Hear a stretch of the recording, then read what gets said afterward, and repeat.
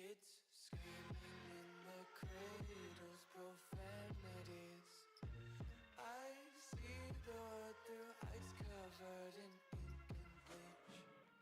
Cross out the ones who heard my cries and watched me weep. I love everything. Fire spreading all around my room. My world's so bright, it's hard to breathe, but that's alright. Hush.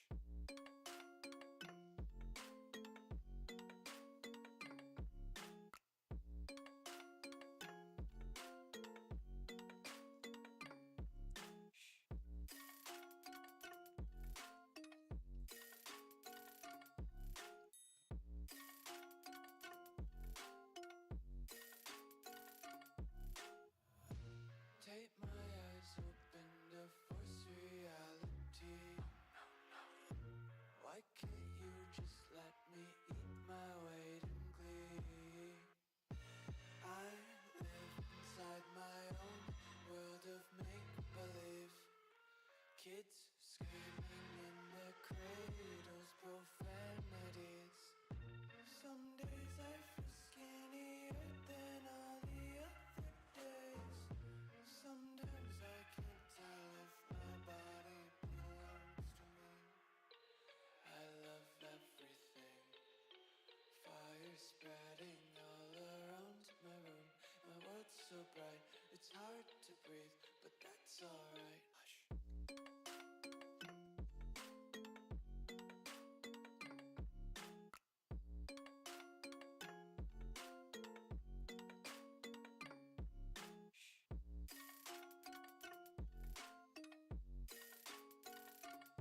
What's going on? How we doing? Tony, Waffles, Rob, Donovan, Josh, GDT, Zishan. Good luck. There's the bell. Ding. Ding, ding, ding, ding, ding.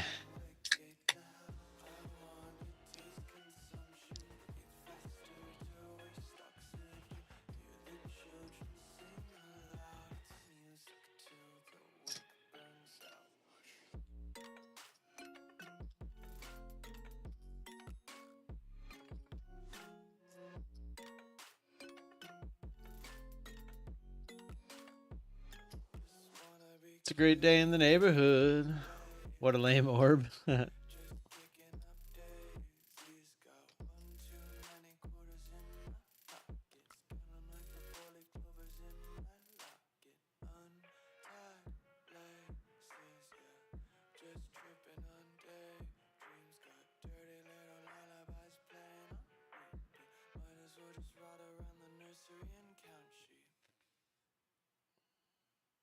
say I make you nervous, a tragedy, I'm a beautiful disaster, a reckoning, you wonder how I got this way.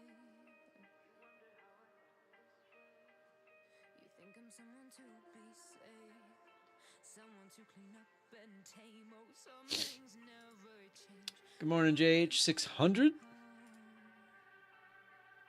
You think I would look pretty on your arm once you cover up my bruises and battle scars, but it always ends the same. Can't bear the things I've had to face, got you crying on your knees in pain, oh some things never change, never change. Oh, you'll break your back to make me feel again, suffocate to make me breathe again, lose your mind from endless pain. Some things never change. We did have quite the up move overnight, per se. This was last night. Stopped asking for forgiveness. So I'd expect, I mean, we've already kind of pulled back a little bit. Fear to go, And maybe like 20,060 would probably be a good spot. save myself by turning into stone. So sit in judgment cause you just don't know. But some things never change, never change. Oh, they say I should feel guilty and change my ways, leaving crumpled bodies in my wake. Swear I didn't mean to make them break. Swear I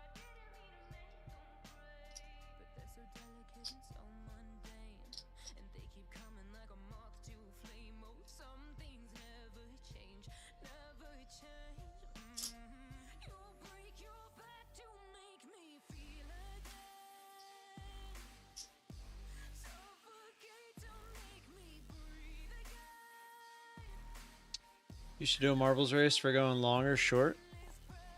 Well, that account's gone. You blew that account. Yesterday, that move down took it out. Took it out for good.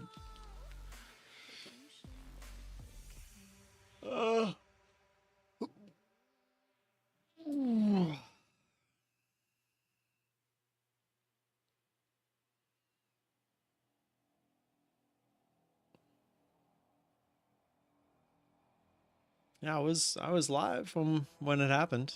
I was trying to fix the trade, you know, since the vote for long or short was wrong again. I wonder if you guys went back and tallied up the votes for when you guys the vote was right or wrong. How what the tally would be, the percentage would be. I feel like I only remember like 2 or 3 of the days winning.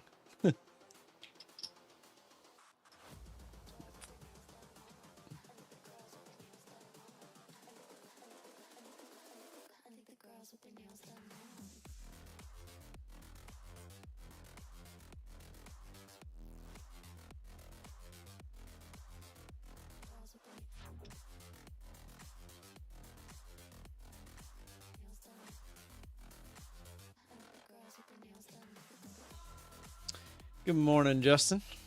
Even though I've already said good morning to you.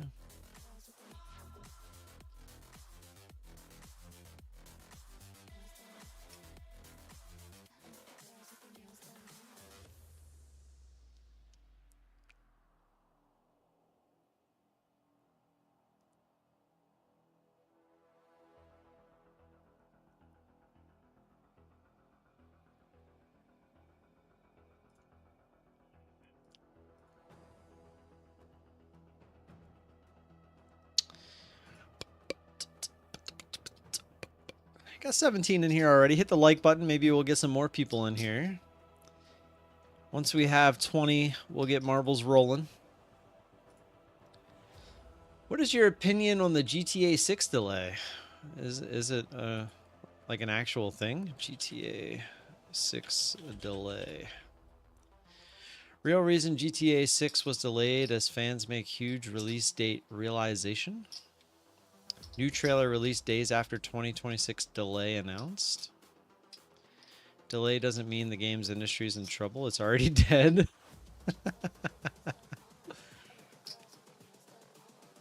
For people saying GTA 6's delay is normal for Rockstar. Let's see that.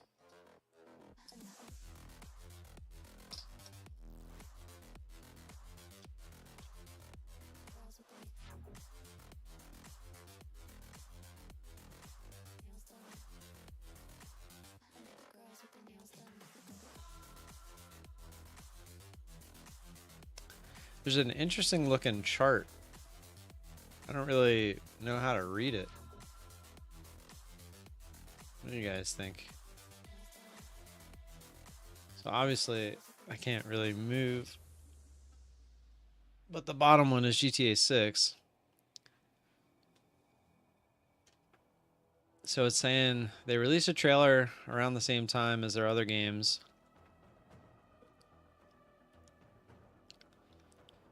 No screenshots, no trailer 2, I'm assuming is what they're saying. Then they're saying this is where we're at as far as the delay. But I guess what they're trying to say is there was a delay for both of the other games. I don't know.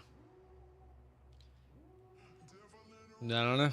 I never really look into that. I always just kind of wait until it happens. Delayed a whole year? Oh. Got me? I don't know. Did you see the Battlefield 6 trailer? GTA 6 will definitely come out. They've put the effort into it. They're gonna make it come out. It's just a matter of when. Did you see Battlefield 6 trailer? Let's go see if I can find the Battlefield 6 trailer. No, I have not.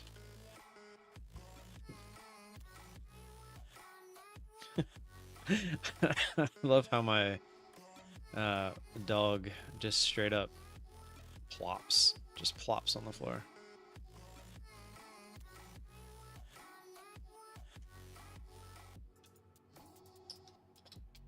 Wow, nice little drop here. Wait, that was the trailer, and then there's 20 seconds of nothing? Wait, Battlefield 6 trailer leak.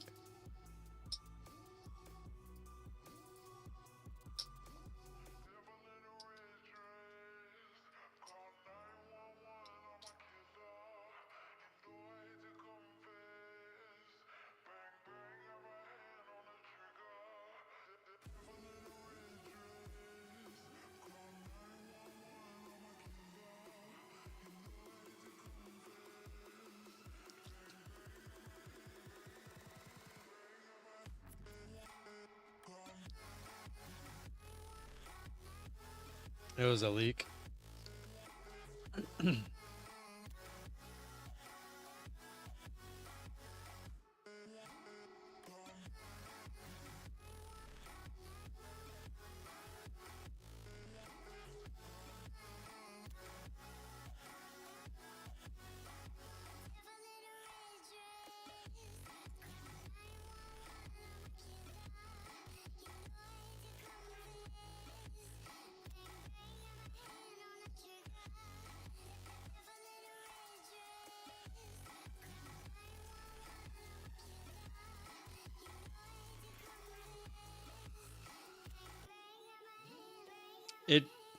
It just looks like Call of Duty.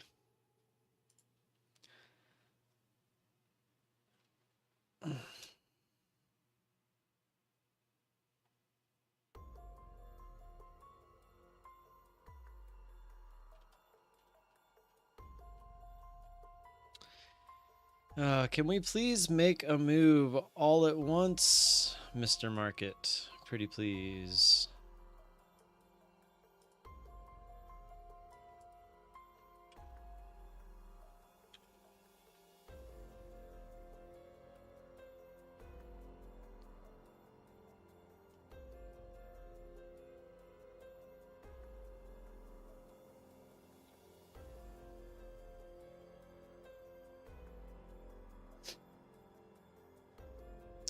Froggo, are you in here? Jen, good morning.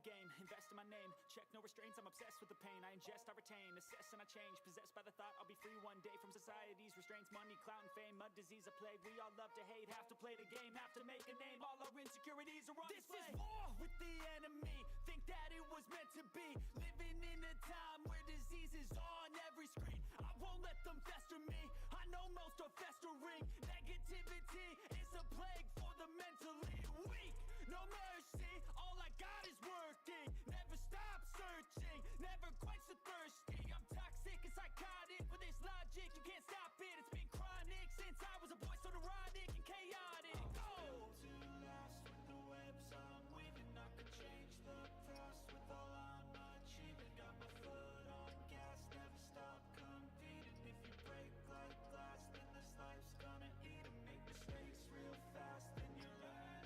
Is GTA 6 being delayed past May 2026? Because I just looked at the trailer and it said May 26, 2026 and the trailer released 2 days ago. I have no idea. Coach Fred, what's going on? Good morning. Starting soon, President Trump holds press briefing in Oval Office concerning a major trade deal. Oh.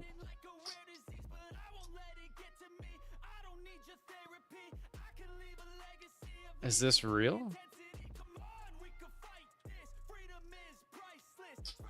Hold them by the bris.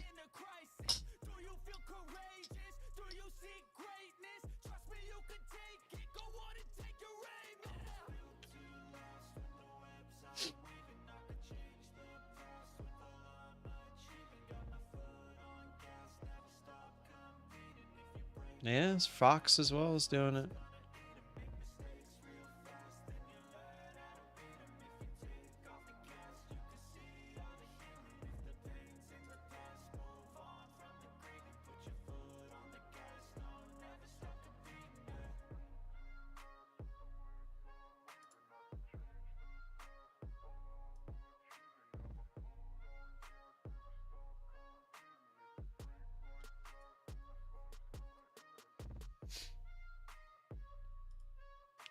Just getting it ready. I'm gonna keep it up on my other screen.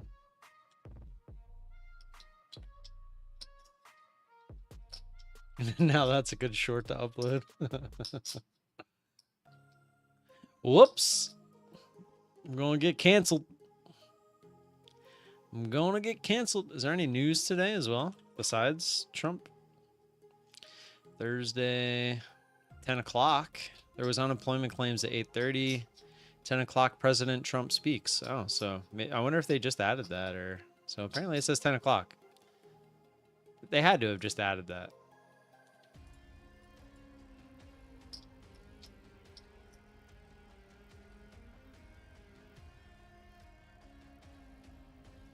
$12.5 years to release the new GTA. Crazy. I mean, is it really though? I feel like there's been crazier things. Although Blizzard is like that with you. Exactly.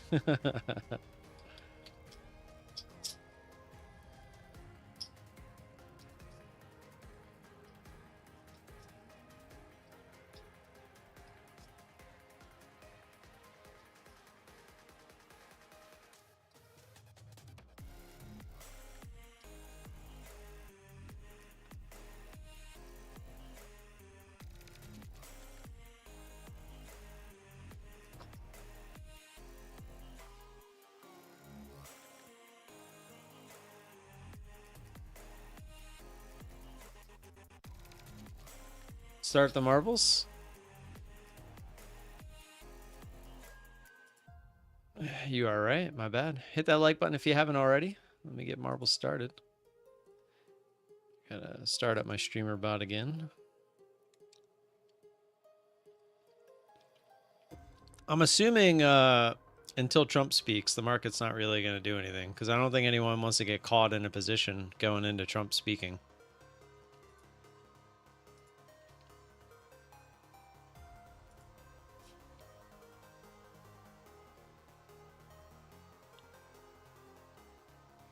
Exclamation point marbles, get them in. You got 10 minutes.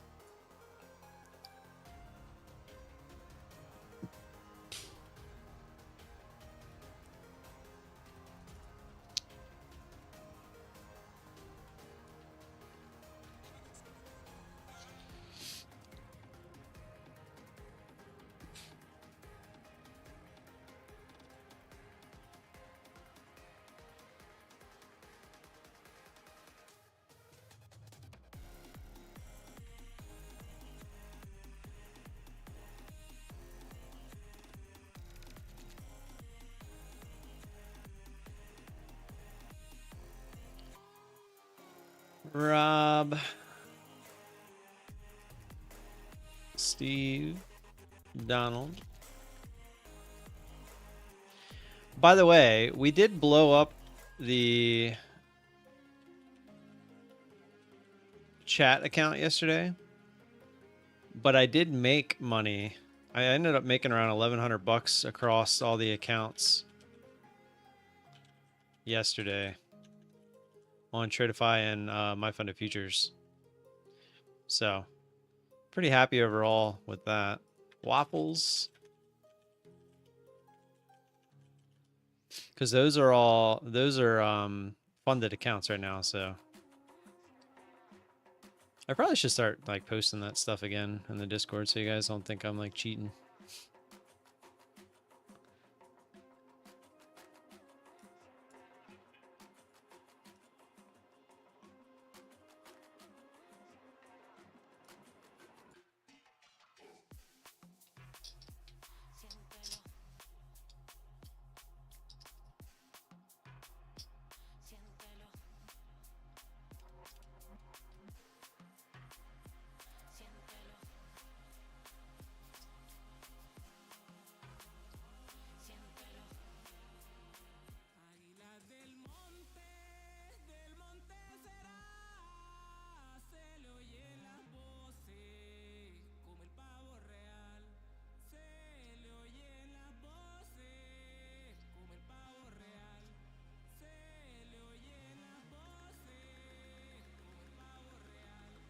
Nice little drop here.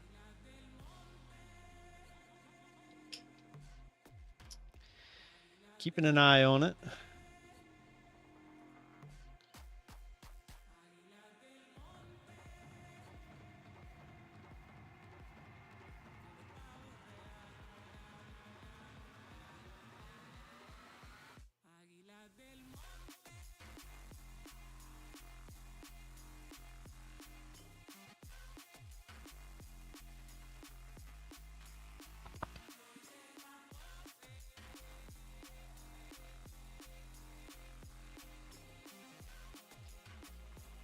Exclamation point marbles, get them in. You got 6.5 minutes.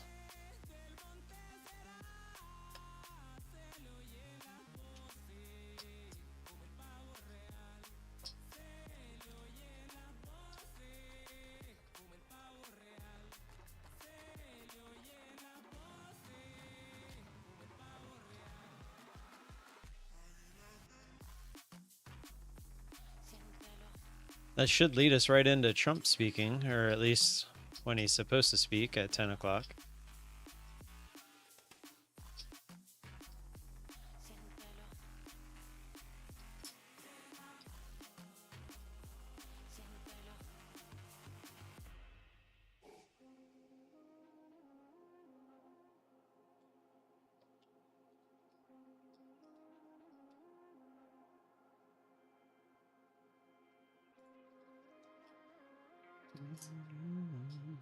So I did take that over on the Tradeify account, being a little bit more aggressive on that account, obviously, since we got a lot more wiggle room.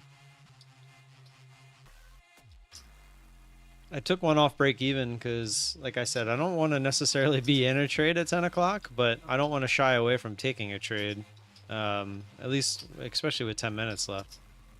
Did get the retest. I was going to hold for the retest there, but honestly, I just was starting to feel a little weird about it. The sellers kept stepping in there, but we did eventually get the retest there. I took one off basically at break even, but now we're up 332 on that account for now. Oh no, Jen's here. I hear the countdown. I'm here, Karen. Karen says I'm here. And get the added members in here. We got Liz, Cody. Liz, Cody, Karen.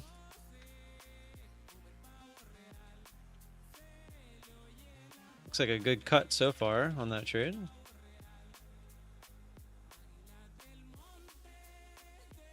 Oh, yeah, I'm missing somebody else too, I think. And Jen. Yeah.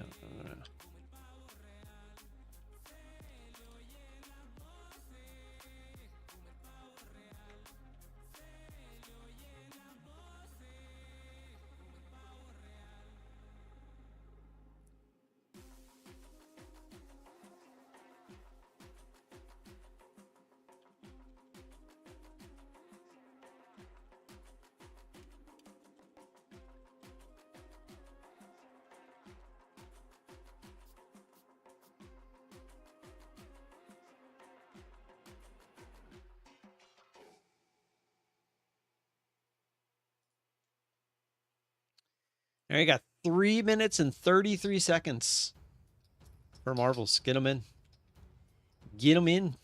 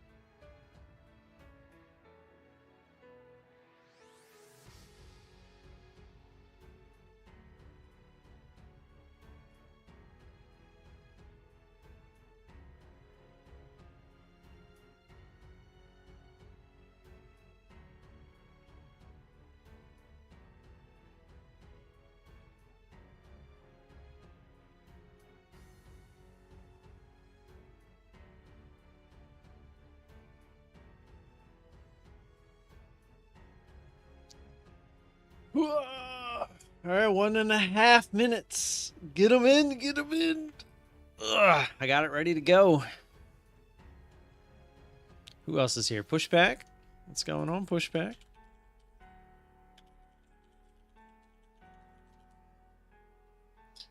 I hate slow days like this. I got a feeling it's about to change. I got a feeling it's about to change come whenever Trump speaks. We're going to watch it. See what it does. Not sure if I'm going to trade it, but we'll see what happens.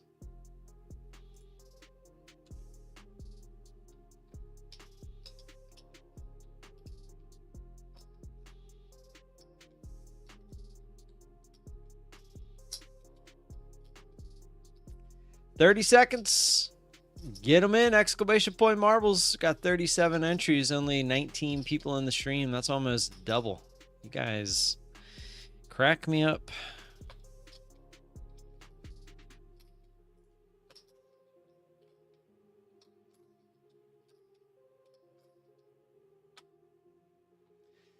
Cracking me up. 5 seconds.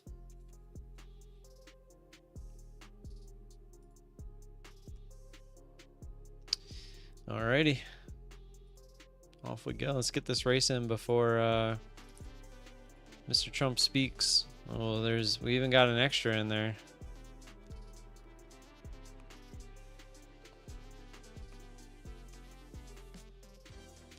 See if I see any new names.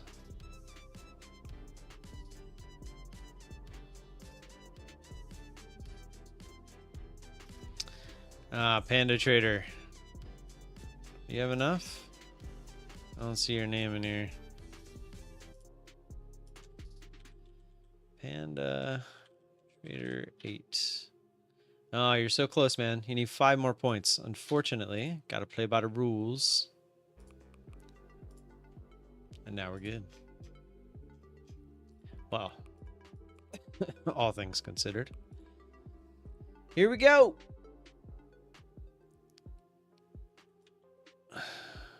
Sunset or sunrise? You tell me. 3, 2, 1. 1,500, 300, first, second, third. Let's get it.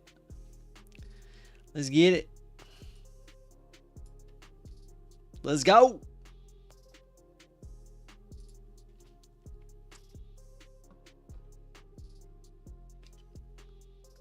That's a lot of people dropping. It's holy over there. Johnny S getting absolutely yeeted. Oh, there's a big drop. 958. There's nothing going on. The news is not on just yet. Donovan getting yeeted.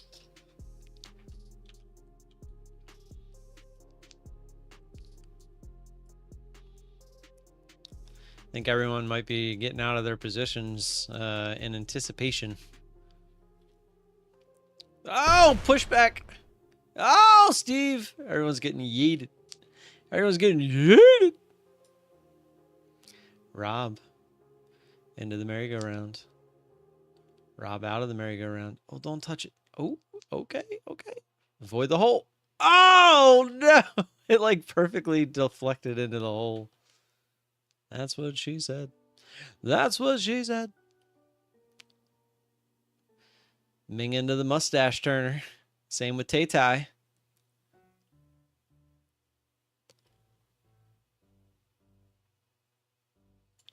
Isn't there like an auto director? Auto camera. Let's say B. It did not work. Or wait, is it working? Looks like it's zooming in. Or is it not? X? What does the X do? Am I not clicked on here? I don't know. Oh, here's the end! Who's gonna fall first? Who's gonna fall first? Oh, Tay-Tai! Someone could come in. You gotta fall, Tay-Tai, for the win. Ming! No, Ming, you were so close. Oh, Lauren Lowe. Cody sneaks in second. Lauren Lowe grabs third. Cody almost got second and third. Well done. Well done. Tay-Tai taking first place, 1,000 points. That's huge for you. It's 150% of your points. Go from 599 to a 1,599. That's huge, especially for tomorrow. Congrats on that.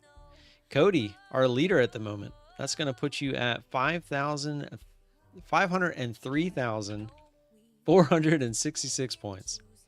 And then we got Lauren Lowe. 7 points for Lauren Lowe. That's because I haven't canceled it yet. 300 points coming to you. That's going to give you 307, which will turn into 357 once I hit this button to give everyone their points back. And there you go. Good start to the morning. That's what I'm saying. Exclamation point marbles, get them in. We're going to go over here and see if Trump actually starts speaking at 10 o'clock. Still got the chart up. There's really not much to see on the chart, so. But get your marbles in. Who knows how Lady will talk? Yeah, I know. I guess I'll just leave it up on my screen. There's no need to keep it full screen while it's literally just that.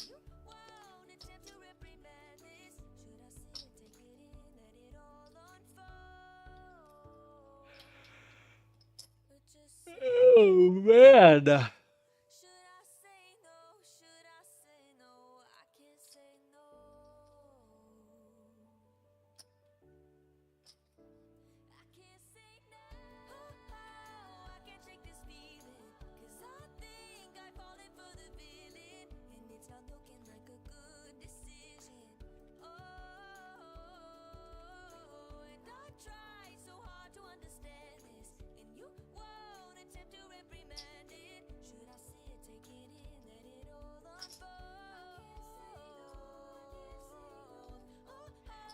Caitlin, what's going on?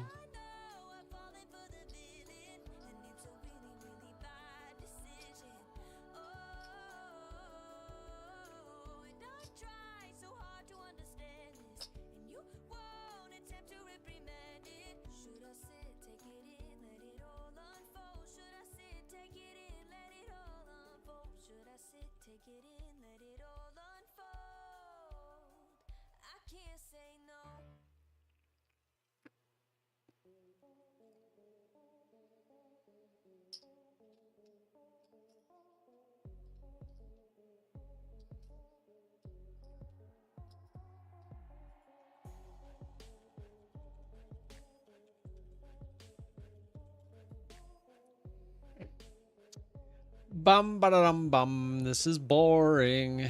Man, the market has not been that great this week, huh?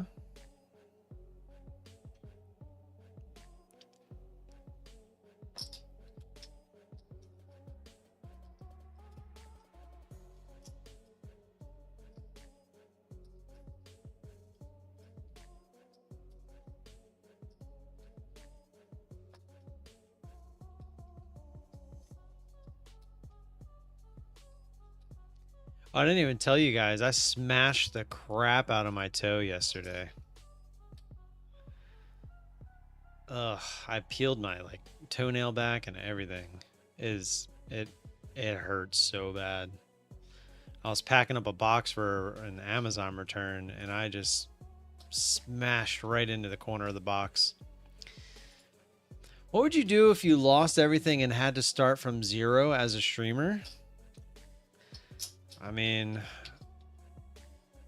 I don't know. I see some of the other people that have done better than me who did start from zero. I'm starting to think that might have been the better plan, just to start a new channel.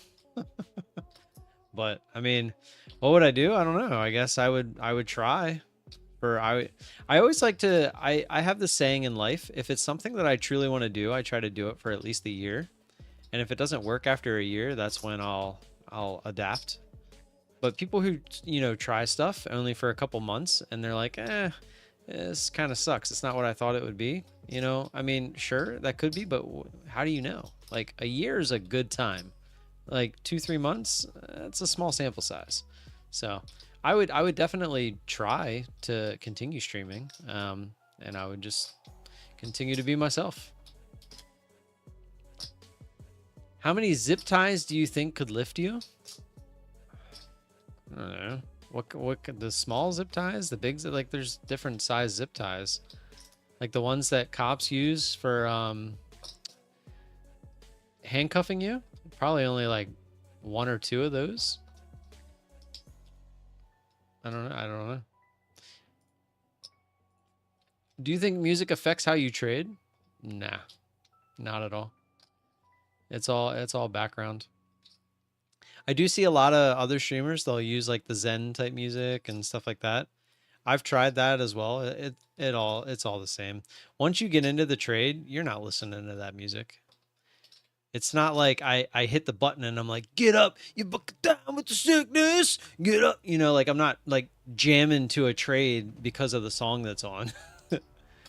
Like if I'm singing a song, it's just because it's in the background. It has nothing to do with the trade itself. It's not influencing me. Are you fully committed to trading for life?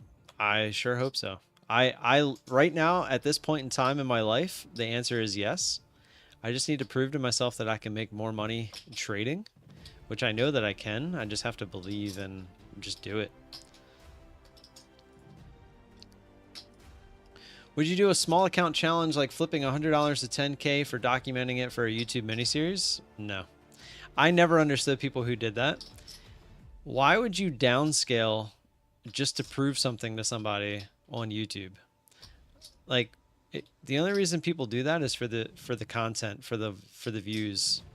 I have no reason. I'd rather just keep using the full power of my money. And like it makes I never understood people who did that. It's a marketing gimmick in my eyes, and that's something I won't do. Do you think streamers in the trading space have effed the perception of trading? Yes.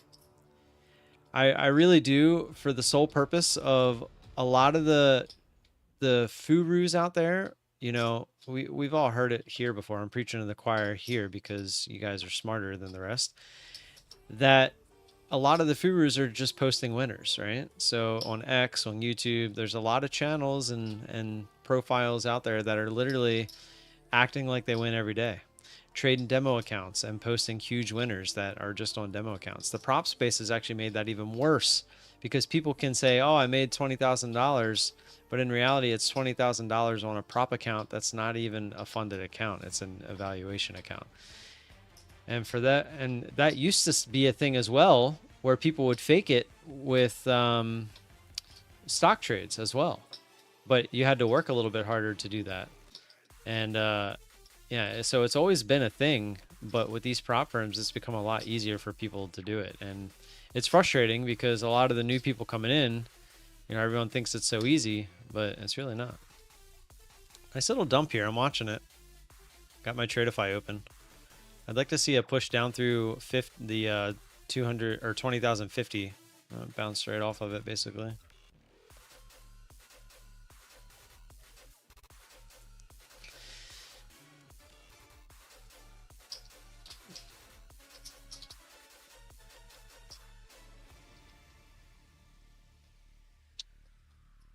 What did Steve do?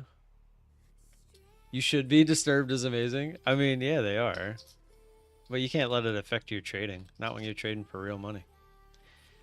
You got 2 minutes for marbles. Get them in. Looks like we're missing some members from before. Members I have are Justin, Rob, Liz, Steve, Waffles, Cody, Karen, Pushpack, Donald, and Jen. Get them in. You now got 1:40. Oh, I didn't mean it affect you in trading. I just mean you should be rocking out like that during your trading, unaffected, of course.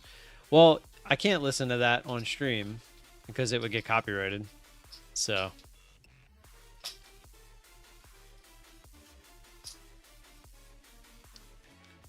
Most embarrassing thing you did as a kid? You know, the one thing that always comes to my mind is I was playing soccer and a guy... Me and a guy went up for a ball. I went up for a head ball, and so did the other guy. He jumped much higher. Well, he kind of put his hand on my back. But as he came down, his cleats grabbed my shorts and my boxers. I was only like 12 at the time, so I hadn't really hit puberty yet. That was probably the most embarrassing thing that I did as a kid. Even though I didn't really do it, it happened to me, but that was probably the most embarrassing thing. What's up, Seth?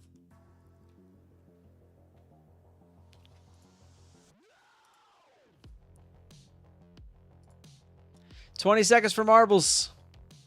Your phone rings. You hear your own voice asking for help. What's your first move?" Go right up to the safe as I'm still on the phone. Say what and where.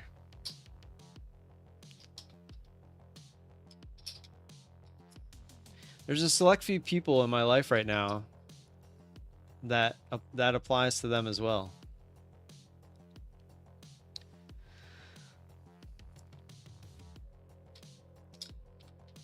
Crazy glued my eye shut at 3 thinking Crazy Glue was eye drops in Montgomery Wards. Jeez, I haven't heard that name in a long time. Montgomery Wards.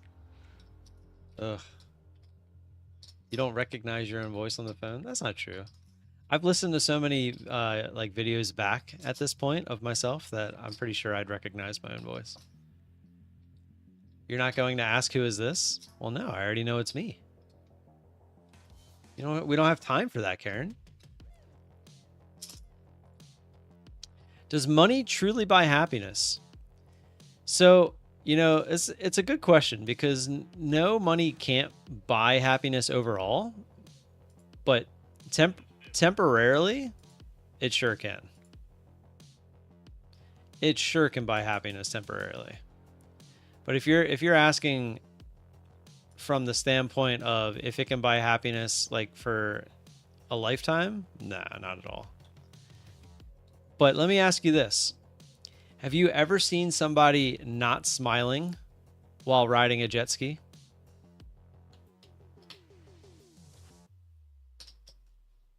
I didn't think so.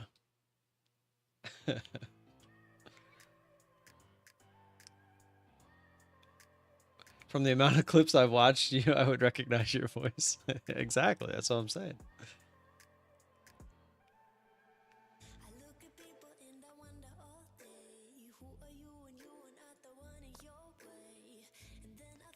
Nice little move down here.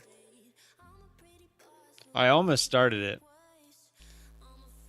Still thinking about it. This whole Trump thing, though, is kind of freaking me out.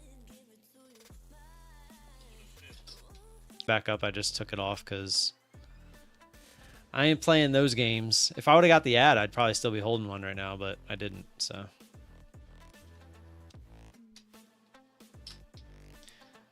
My whole phone is taken up. Vala at the moment. If I apply myself and stay really disciplined, can I make trading into a careers? Yeah, you can. A lot of the people that end up making it in trading are the people that have stuck around the longest. That's really all it comes down to. I thought I fixed this before, but If I apply myself and really stay disciplined, can I make trading into a career? I mean, there's no reason you can't. You just have to find a profitable strategy. You have to stay disciplined and trade that profitable strategy the way that it's supposed to be traded.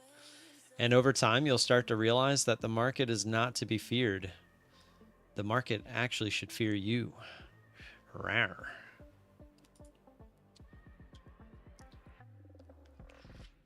Got 2 more questions, then we'll run marbles. What do you think about Trump removing the IRS, and how will it affect when you turn 69? Are you talking about Social Security? I don't know how it would affect when you turn 69, but I think removing the IRS, I think the IRS is needed, but I don't think it's needed in the capacity that it's being used at currently. I think right now, all like other countries, they can tell you exactly what you owe on your taxes. And then if you owe taxes, you get it. If you get a refund, they give it to you. The US, for some reason, thinks it's fun to make you do your own taxes. And I mean, we all know the reason, right? The reason's always money. But at this point, think of how many businesses would go under, like tax type businesses, accountants and stuff like that, if they were to just get rid of you having to do your own taxes. Unfortunately, that's the world we live in. They know exactly how much we owe or get back as a refund, but they make us jump through the hoops that we do because of money. It's always because of money. Good morning, Drew. You need to get a Mr. Miyagi. And Mr. Miyagi is good to have. Every time I do that, my wife like cringes because she hates that like rubbing sound. Every mirror now shows you 10 seconds in the future. How do you use it?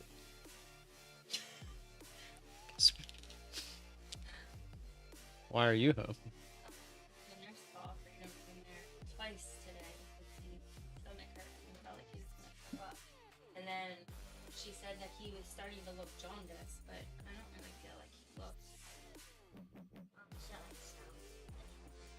You sound the same. Let me take your glasses off.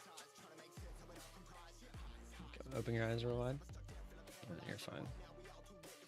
That's what you like. Looking jaundiced versus your eyes. Yeah, the eyes are what you have to pay attention to. Of course, first she said that I started. Yeah. What happened to me?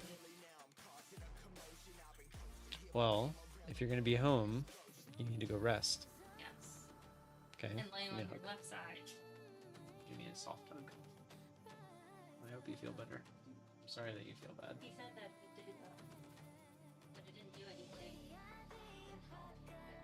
Why don't you eat like some toast, or maybe actually eat some of those animal crackers? It should hopefully help.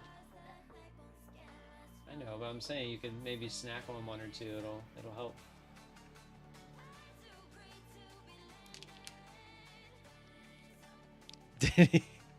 Did he call in fake sick to come home? Maybe. Hold on, give me 1 sec. I'll be right back. That's a good question, Rob. I'm gonna leave it up. I'll be right back.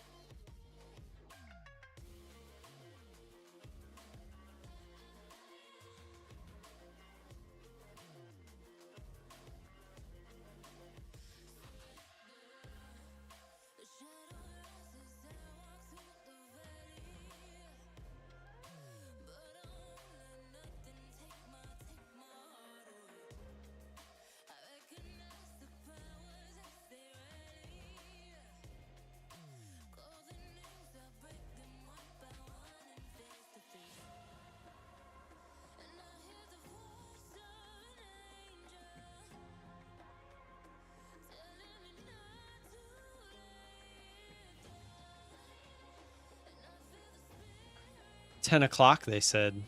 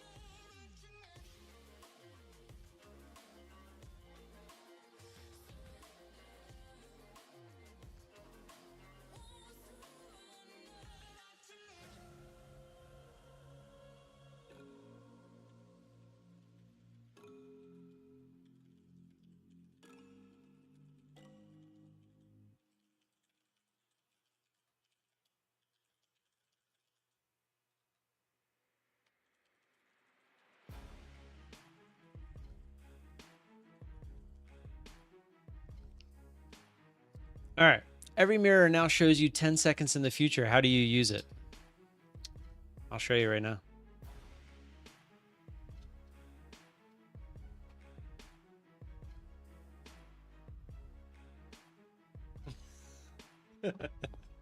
Show me what that chart's about to do.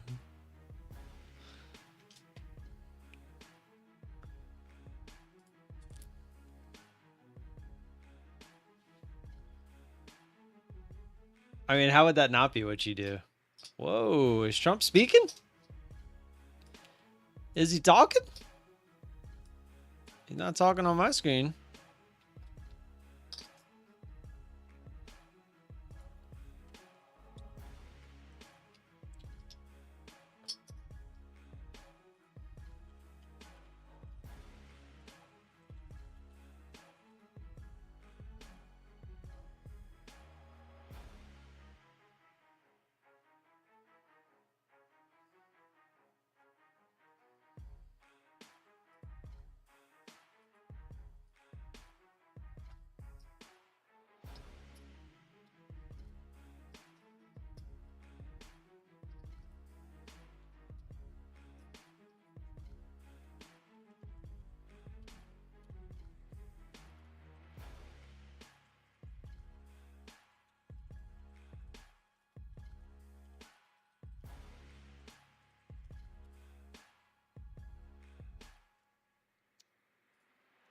If you were paid $1,000 an hour to stay in a car Ford Fiesta, how long could you last? You can drive it with unlimited petrol, aka gas, and you can use drive-throughs, but once you leave the car, it's finished.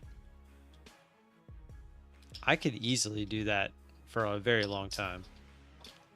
The question is, how do you go to the bathroom? That's the only question I have. If I could go to drive-throughs and I have unlimited gas, bro, I've slept in cars. I'm good. 1,000 an hour? So I could just go to sleep for 10 hours and that's $10,000? Shit. Yeah, I'm not worried about the pee. The pee I can put in the cups from the drive-throughs. Find a bottle with a genie. And what are your 3 wishes? Oh, you meant... Was that supposed to be in the Q&A? I have no idea what my... I mean, I know what my 3 wishes would probably be.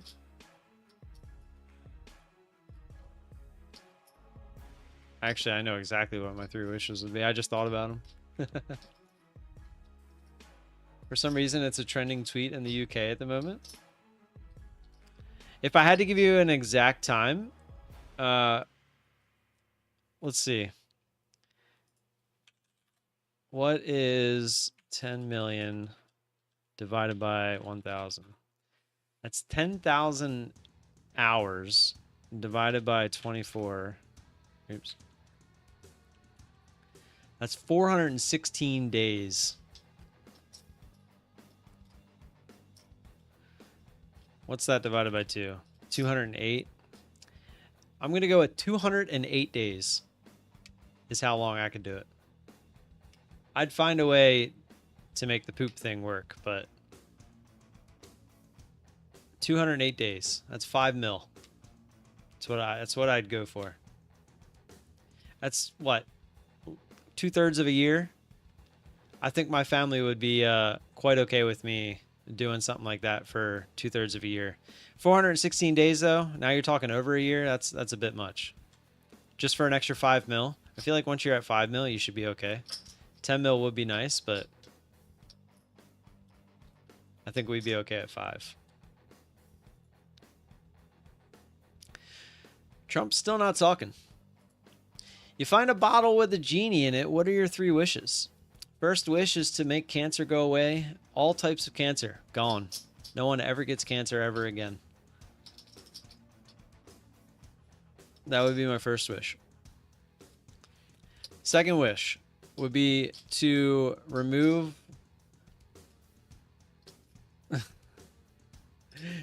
all violence from the world.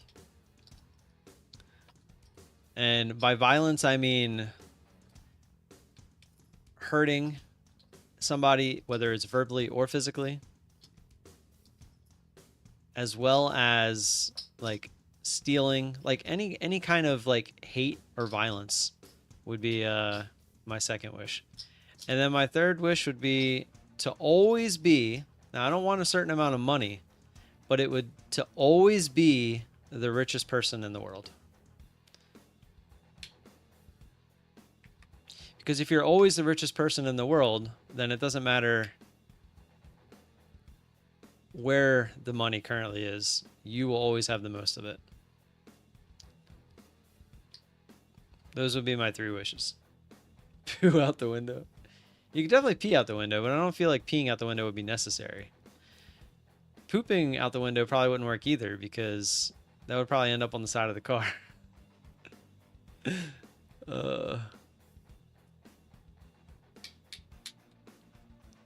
All right, let's run marbles. I'm sure once I start marbles now, he'll start talking.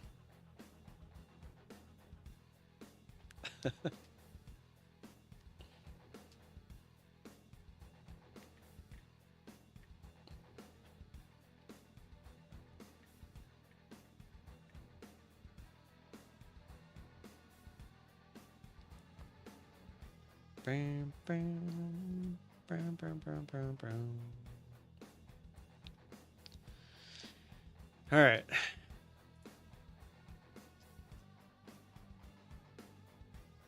Was Jen really the last one to enter? No. Okay. I was like, there's no way.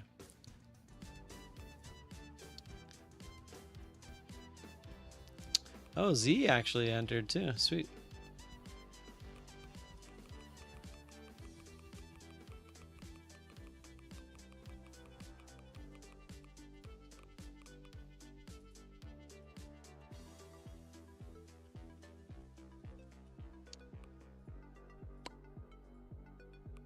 All right, we're good to go.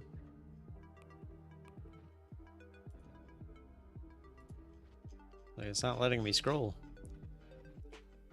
Let's do this one again. 66.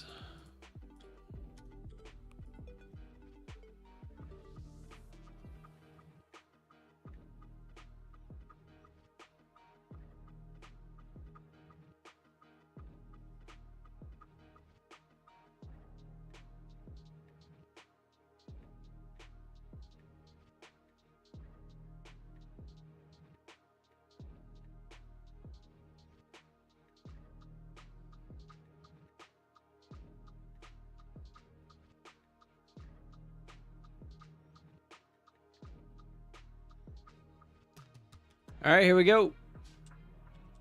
3, 2, 1, let's get it. 500, 300, 100. First, second, third. Poo in the bag from drive-thrus.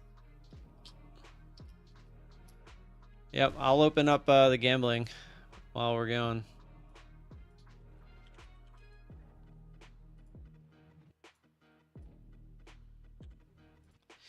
Gambling is open. Enjoy. I went and played poker yesterday. What the fuck? Why didn't you tell me? I actually might have been able to come join you. We weren't doing nothing yesterday. When? What time? Whoa! The way that you guys missed that was crazy.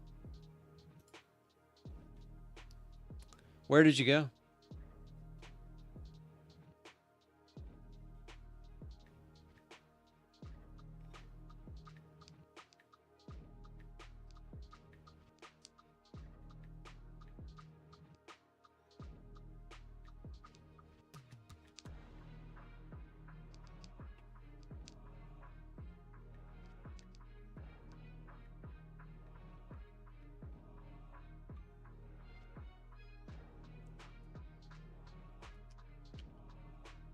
Oh, I was about to say, who jumped out in front and how? All right, this is the one where, oh, look at the shadow.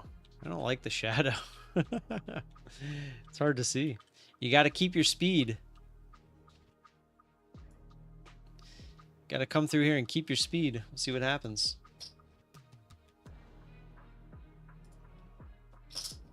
Just like that. Just like that, Karen and Scrooge. And then Liz. Cancel this one, get everyone their points back.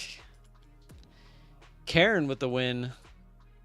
It's going to put you at 121,947. Let's go. Scrooge. Mick Trades. Second place, that's going to give you 300, putting you at 891. Congrats. And then Liz taking third and fourth. She said, I ain't taking a chance. Puts her at 7,924. Let's go. Karen said, I needed it. I needed it.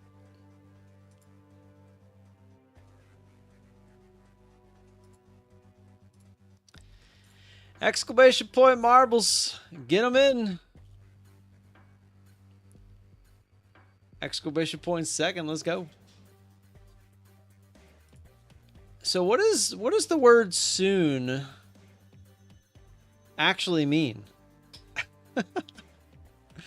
Because it's now 10:32.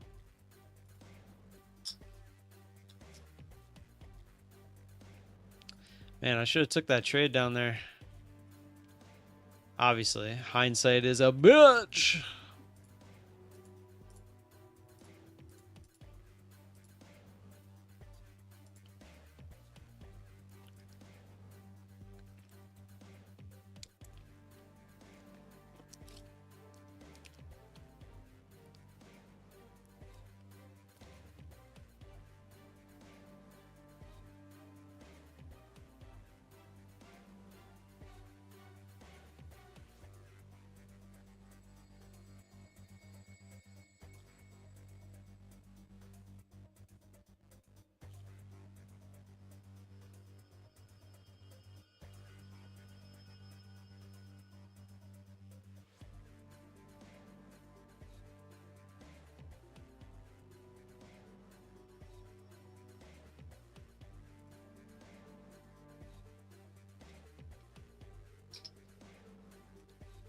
Did you answer me, Justin?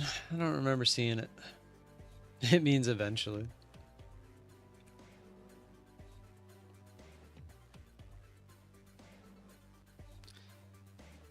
What did you wear? Did you get a lap dance? What do you get? MGM midday. Gotcha.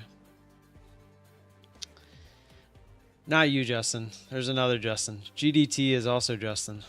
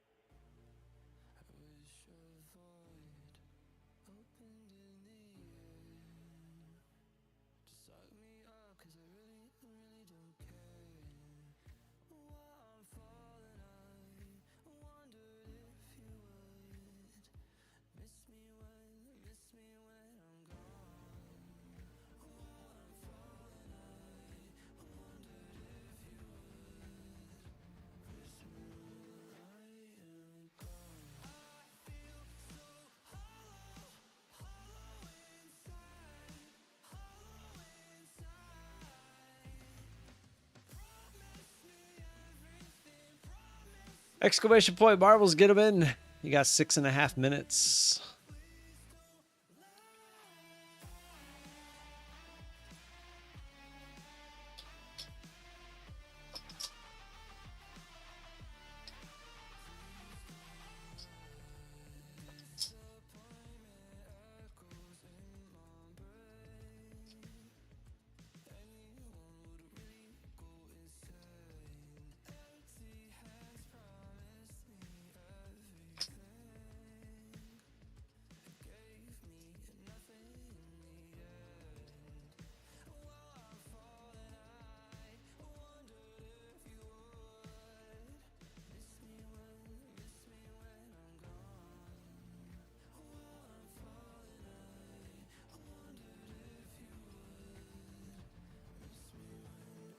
I am gone.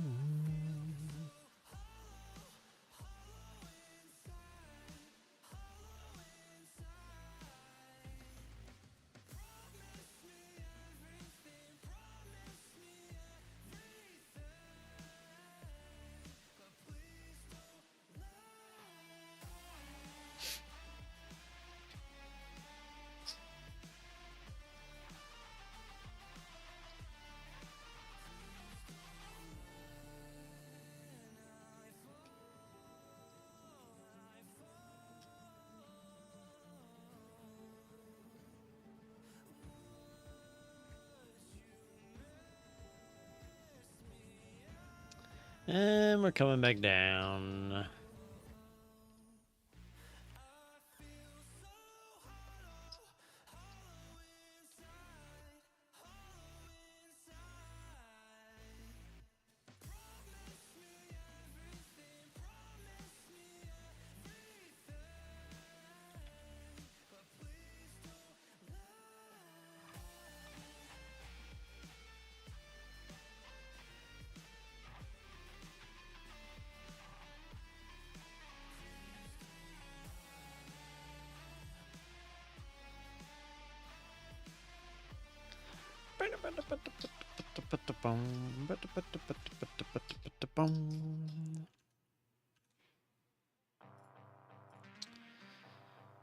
I'm starting to wonder if he's even going to go live before I end the stream.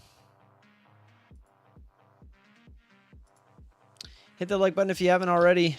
3 minutes and 46 seconds left for marbles. Get them in! Exclamation point marbles. Exclamation point X if you haven't already for the giveaway that we're doing. It should be the pinned post on my X profile. 2 lucky people tomorrow will get $200 put towards the futures desk. They can use it however they want to build their own account. That should more than pay for an account and activation if you really want it to.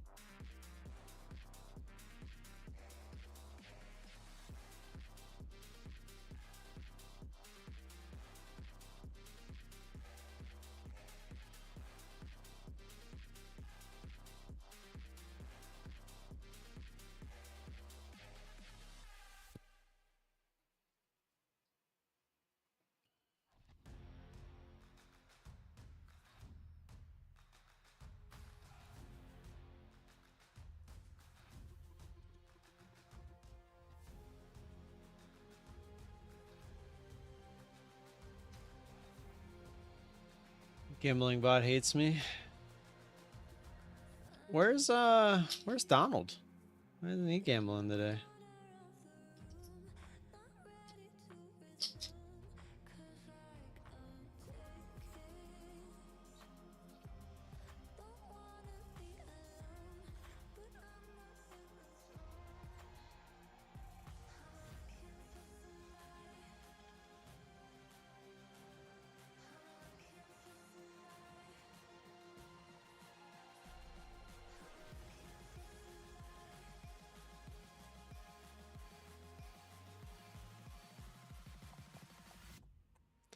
You got 50 seconds for marbles.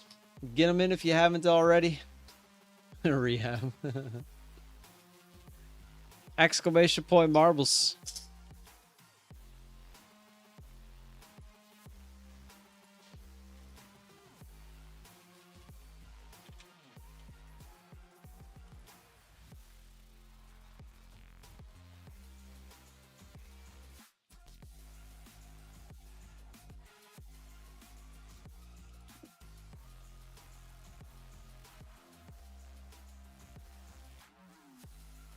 Looks like we're missing some members this time too. Justin, Rob, Jen, Cody, Pushback, Karen, Donovan, Steve, Liz. That's it. There were more here. They are not now.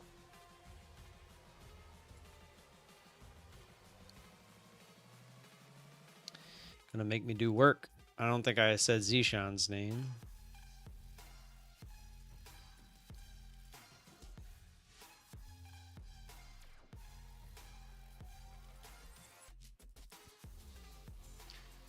All right, still got 2 members that didn't.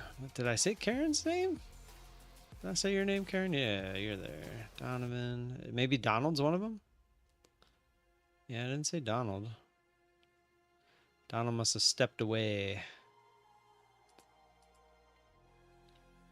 All right, we got one more that's not here. Who is it? Rob's here. Steve's here. Justin's here. Donovan's here. Waffles? Yeah, I don't think I said waffles. It's a waffles. All right, open 54. Let's do the bullseye. Bullseye.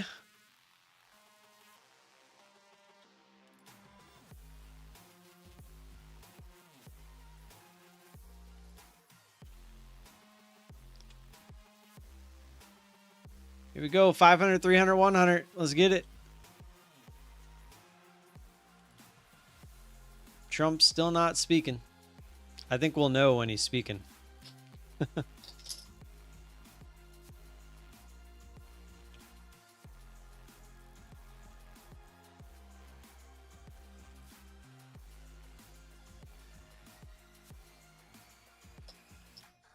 Looking for somebody. My points is missing? What do you mean? I haven't touched your points. Oh, speaking of that, do I owe anybody points? I do. I don't think Lucas DeHaven is here anymore. Donovan and Waffles, I owe you points. Rob and Jason, did I give you your points earlier this week? I feel like I did. I know I gave Aya hers.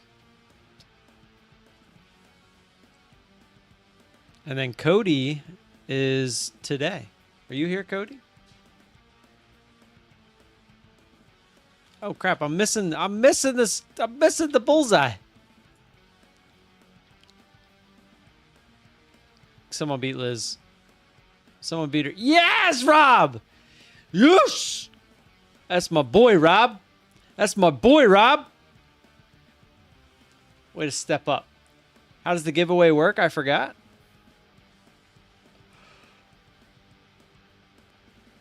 Did you get? Yeah, I gave you guys your points from. I just did it on the back end. So the giveaway works. You earn points from these marbles races as well as being active in the chat. You get 5 points per 5 minutes.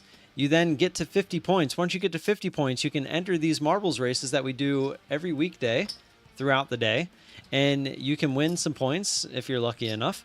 And you will then use those points on Fridays to enter a marbles race where you do not get those points back. So the 50 points you use for the races during the week, you get those back. So once you have 50, you're good to go. It's all up from there. The only time you would ever lose points is if you gamble in the chat or if you enter a giveaway on Friday, which is what you use the points that you accumulate throughout the week for. And that's it. It's pretty easy. All right, let me get you guys your points. Cancel that, give everyone their points back. Over to the loyalty tab. I needed those points, baby! Are we not supposed to like Liz? Well, the story behind it is kind of annoying. Rob, why are you not on the front page anymore? This guy. Is that why you needed him? All right, back to the front page because that's where Liz is. Super Mario Sunshine.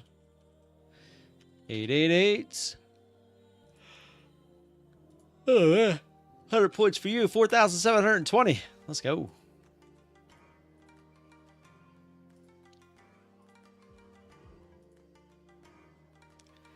Karen Vesh stole my heart. What's the story on Liz? Oh, she's my ex. I've told the story about her before, and Steve ran with it.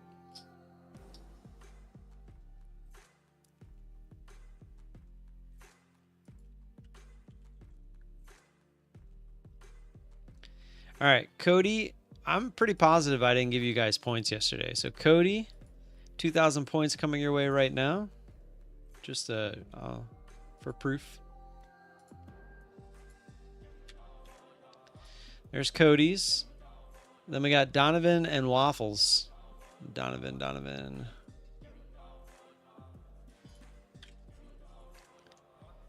And Waffles. My fault for forgetting. That's on me. That's on me. Exclamation point marbles. Get them in. You got 10 minutes. Get them in. Get them in.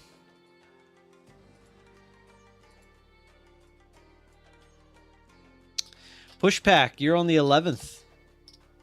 Jason, are you here? Rob, did I gave you your points, right? I feel like I remember giving you your points. Which means I probably gave Jason his points. I feel like I remember this. I don't know. VIP found me and led me back to Vesh, but he won't have me. You had your chance. You had your chance.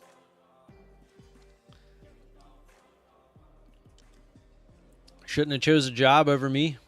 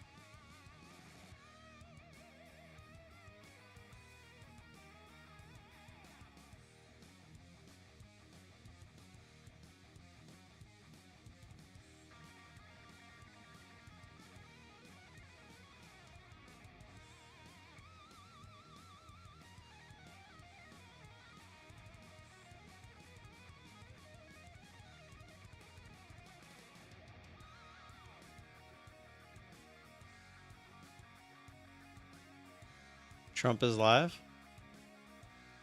Liar.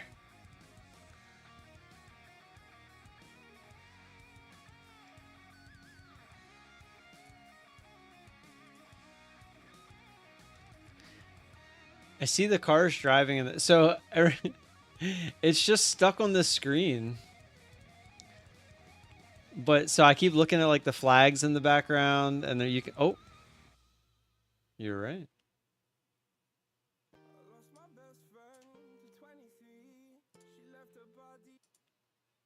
Joins the United States in affirming that reciprocity Oh, it's and Mike. fairness is an essential and vital principle of international trade. The deal includes billions of dollars of increased market access for American exports, especially in agriculture. so bad. Dramatically our closest and most cherished allies. And we're so happy that that's the way it worked out. I want to thank Prime Minister Starmer and his very Fox needs to talented fix team their for mic. outstanding work and partnership. Today's agreement with the UK is the first in a series of agreements on trade that my administration has been negotiating over the past 4 weeks. With this deal, the UK joins the United States in affirming that reciprocity and fairness is an essential and vital principle of international trade. The deal includes billions of dollars of increased market access for American exports, especially in agriculture, dramatically increasing access for American beef, ethanol, and virtually all of the products produced by our great farmers. And our Secretary, as you know, of Agriculture is here. Brooke, thank you very much for being here. Thank you, sir. You'll let the farmers know. In addition, the UK will reduce or eliminate numerous non-tariff barriers that That dude's gonna get unfairly fired, probably. discriminated against American products. But this is now turning out, I think, really to be a great deal for both countries, because it'll be really great for the UK also. So they're opening up the country. Their country is a little closed, and we appreciate that. They'll also be fast-tracking American goods through their customs process, so our exports go to a very, very quick form of approval, and there won't be any red tape. Things are going to move very quickly both ways.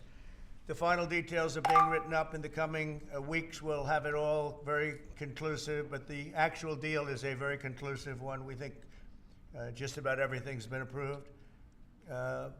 So good for both countries, and we'll also receive new market access for American chemicals, machinery, and many other industrial products that weren't allowed, and they'll end up getting products that they'll be able to price, and if they like them better and we make great products, they'll be buying those products, but they were not available in the UK. Furthermore, in a historic step, the deal includes plans that will bring the United Kingdom into the economic security alignment with the United States. That's the first of its kind. So we have a big economic security blanket, and that's very important, and we feel very, very comfortable with that because it's been a great ally, truly one of our great allies. I mean, a lot of people say our greatest ally. I don't want to insult people by saying that, but I can say it's certainly one of our greatest, and right at the top, and they're the first one we're talking about. And by the way, we have many meetings planned today and tomorrow, and every country wants to be making deals. 3 minutes for marbles. And we have a meeting, as you know, Scott will be going over to Switzerland on Saturday, and that'll be very, very interesting. Let's find out, but I think they want to make a deal very badly too. Yeah, I mean, it sold off a Both little bit, countries but have nothing agreed that drastic. the economic security is national security, and we'll be working together as allies to ensure that we have a strong industrial base, appropriate export controls, and protections for key technologies and industries like steel. Steel is a big factor. Both countries will become stronger with steel and things necessary for military. You know, we used to build ships and other things literally at a level that nobody's ever seen, and we haven't, we've eased up, and I would say that the UK certainly eased up, but now we're going to be uneasing both, and we work together. Once again, I want to thank Prime Minister Starmer. He's been terrific for his partnership in this matter, the special relationship and external Back under bond. 20K. It's really an external and an internal bond. Tick Between Tick our Trader two giveaway? countries, we'll soon No, I be don't have any stronger Tick than Tick ever Trader before, and accounts to we give away. really do. We have a great relationship. I want to just say that the representatives of UK have been so professional, and it's been an honor doing business with all of them, and in particular the Prime Minister. And I'd like to introduce him now to say a few words. Mr. Prime Minister, please take it away. Thank you, Mr. President, Donald. And this is a really fantastic, historic day in which we can announce this deal between our two great countries, and I think it's a real tribute to the history that we have of working so closely together. Can I pay tribute, Donald, to your negotiating team as well, particularly Yes. Howard and Jameson, who've done an incredible job, a very professional job, and my team as well. Two negotiating teams have worked at pace now for a number of weeks to bring in this deal today. Really important deal. This is going to boost trade between and across our countries. It's going to not only protect jobs but create jobs, opening market access. And as you say, Donald, the timing couldn't be more apt, because not only was it 80 years ago today that victory came for Europe after and at the end of the Second World War, but of course on that day the UK and the US stood together as the closest of allies. And Donald, I think even down to the hour, because you may or may not know that it was about this time of day, exactly 80 years ago, that Winston Churchill announced victory in Europe, and that led to great celebrations across Europe, across America, but particularly in the United Kingdom. Literally people going out into the street, putting bunting up, going up to the palace. And so to be able to announce this great deal on the same day, 80 years forward, almost at the same hour, and as we were 80 years ago, with the UK and the US standing side by side, I think is incredibly important and makes this truly historic. That close relationship has endured over those 80 years. As you know, Donald, when it comes to defence and security and intelligence sharing, of course, there are no two countries that are closer than our two countries. And now we take this into new and important territory by adding trade and the economy to the closeness of our relationship. It is built, as you say, on those notions of fairness and reciprocal arrangements. We've always had a fair and balanced arrangement between our countries. This builds on that, hugely important for sectors like car manufacturing and for steel and aluminium and so many others. And yes, we can finish hammering out some of the details, but there's a fantastic platform here, including, of course, on the tech side, where I think I'm right in saying we're the only two Western countries with trillion-dollar sectors when it comes to tech. And in the end, it comes down to, as you say, Donald, economic security is national security. National security. I'm honestly thinking about getting out of here myself, the closest of allies unless the market for so starts many to do years, something keeping the here. peace through that close alliance, that friendship. And now we add to that this deal on trade and the economy. And I want to thank you for your leadership on that, Donald, and for the way in which your team have negotiated this. And I'm so pleased that we've got this deal, we've finalised it, and we've built an incredible platform for the future. So thank you so much. Donald, I'm now going to go and do a press conference. I think you have your press in with you. But on the details, I think if you've got Howard, we can deal with that through one of my team. That's great. Well, Mr. Prime Minister, thank you very much. It's an honor. We're going to have a continued, maybe a better relationship than ever before. You know, I don't know if the media knows, but the U.S. and UK have been working for years to try and make a deal. And it never quite got there, but Yeah. it did with this Prime Minister. So I want to just congratulate you. Well, with this president, this prime minister, we've managed to achieve what many people have tried to achieve for many years. Right. And I'm really pleased, and it feels completely historic and on a special 80-year anniversary as well. So, Donald, thank you so much. It's really good to have got this deal over the line. Tribute to both teams, tribute to our countries, and tribute to your leadership. Thank you. Well, it really is a great thing. And you go do your press conference, and I'll see you soon. Maybe speak to you later. But thank you very much. And an incredible thing. I can't tell you that for so many years, even as I sat, everybody talked and talked and talked about a deal with. It just seemed like a natural deal, but It was not done, but now it was done with us, so I feel very proud to have been a part of it. Keir, thank you very much. Thanks, Donald, and we'll speak again soon. Very good. So long. Bye.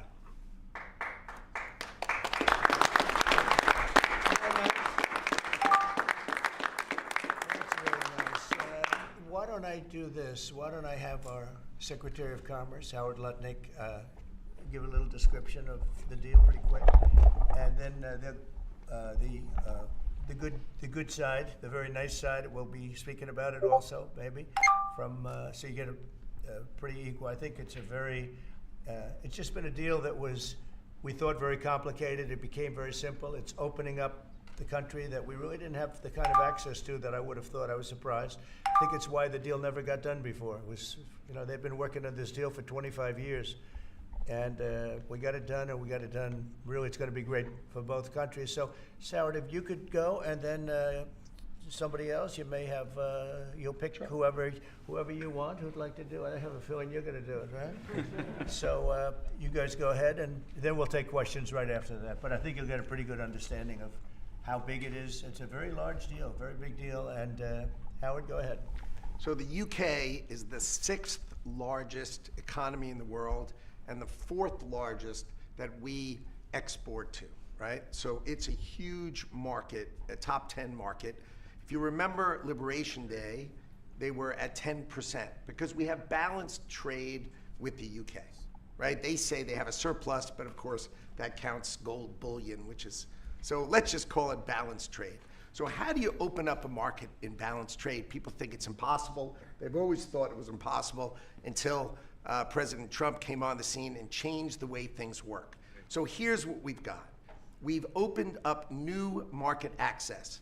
Ethanol, beef, machinery, all the agricultural products. They've agreed to open their markets, and that will add $5 billion of opportunity to American exporters. So the question is, why would they do that now? Because they've never done it before, and we still have our 10% tariff on, which will produce $6 billion of revenue for the United States. So the idea was, how do they keep their jobs, protect their economy, and do the best for their people while opening the market for us? And the ways they studied it, their team was exceptional, and they tried to figure out the markets that they're importing from other people and try to send them over to America. So why were they always favoring others and not us? And what they've done is they've found the ways to do that so that we have new access, right? But the UK workers are protected, and that was the balance. So we did a deal with them in automobiles, and you know, if you're not building here, we charge you a 25% tariff. But the president, and by the way, I want to make this clear, while Jameson and I worked hard, this was the president's deal, and people think, oh, that's not the way it works. If you got to sit next to him, I have the best deal maker to my left, and if you don't think that we take advantage of him calling the prime minister and getting that deal done, you don't understand who's the president of the United States. So he's the closer. He gets deals done that we could never get done because he understands business, he understands deals, and that's why we're here today. So he agreed they could send 100,000 cars into America and only pay a 10% tariff. And that protects their car industry. And remember, we do 16 million cars a year. So this is only like 0.6%.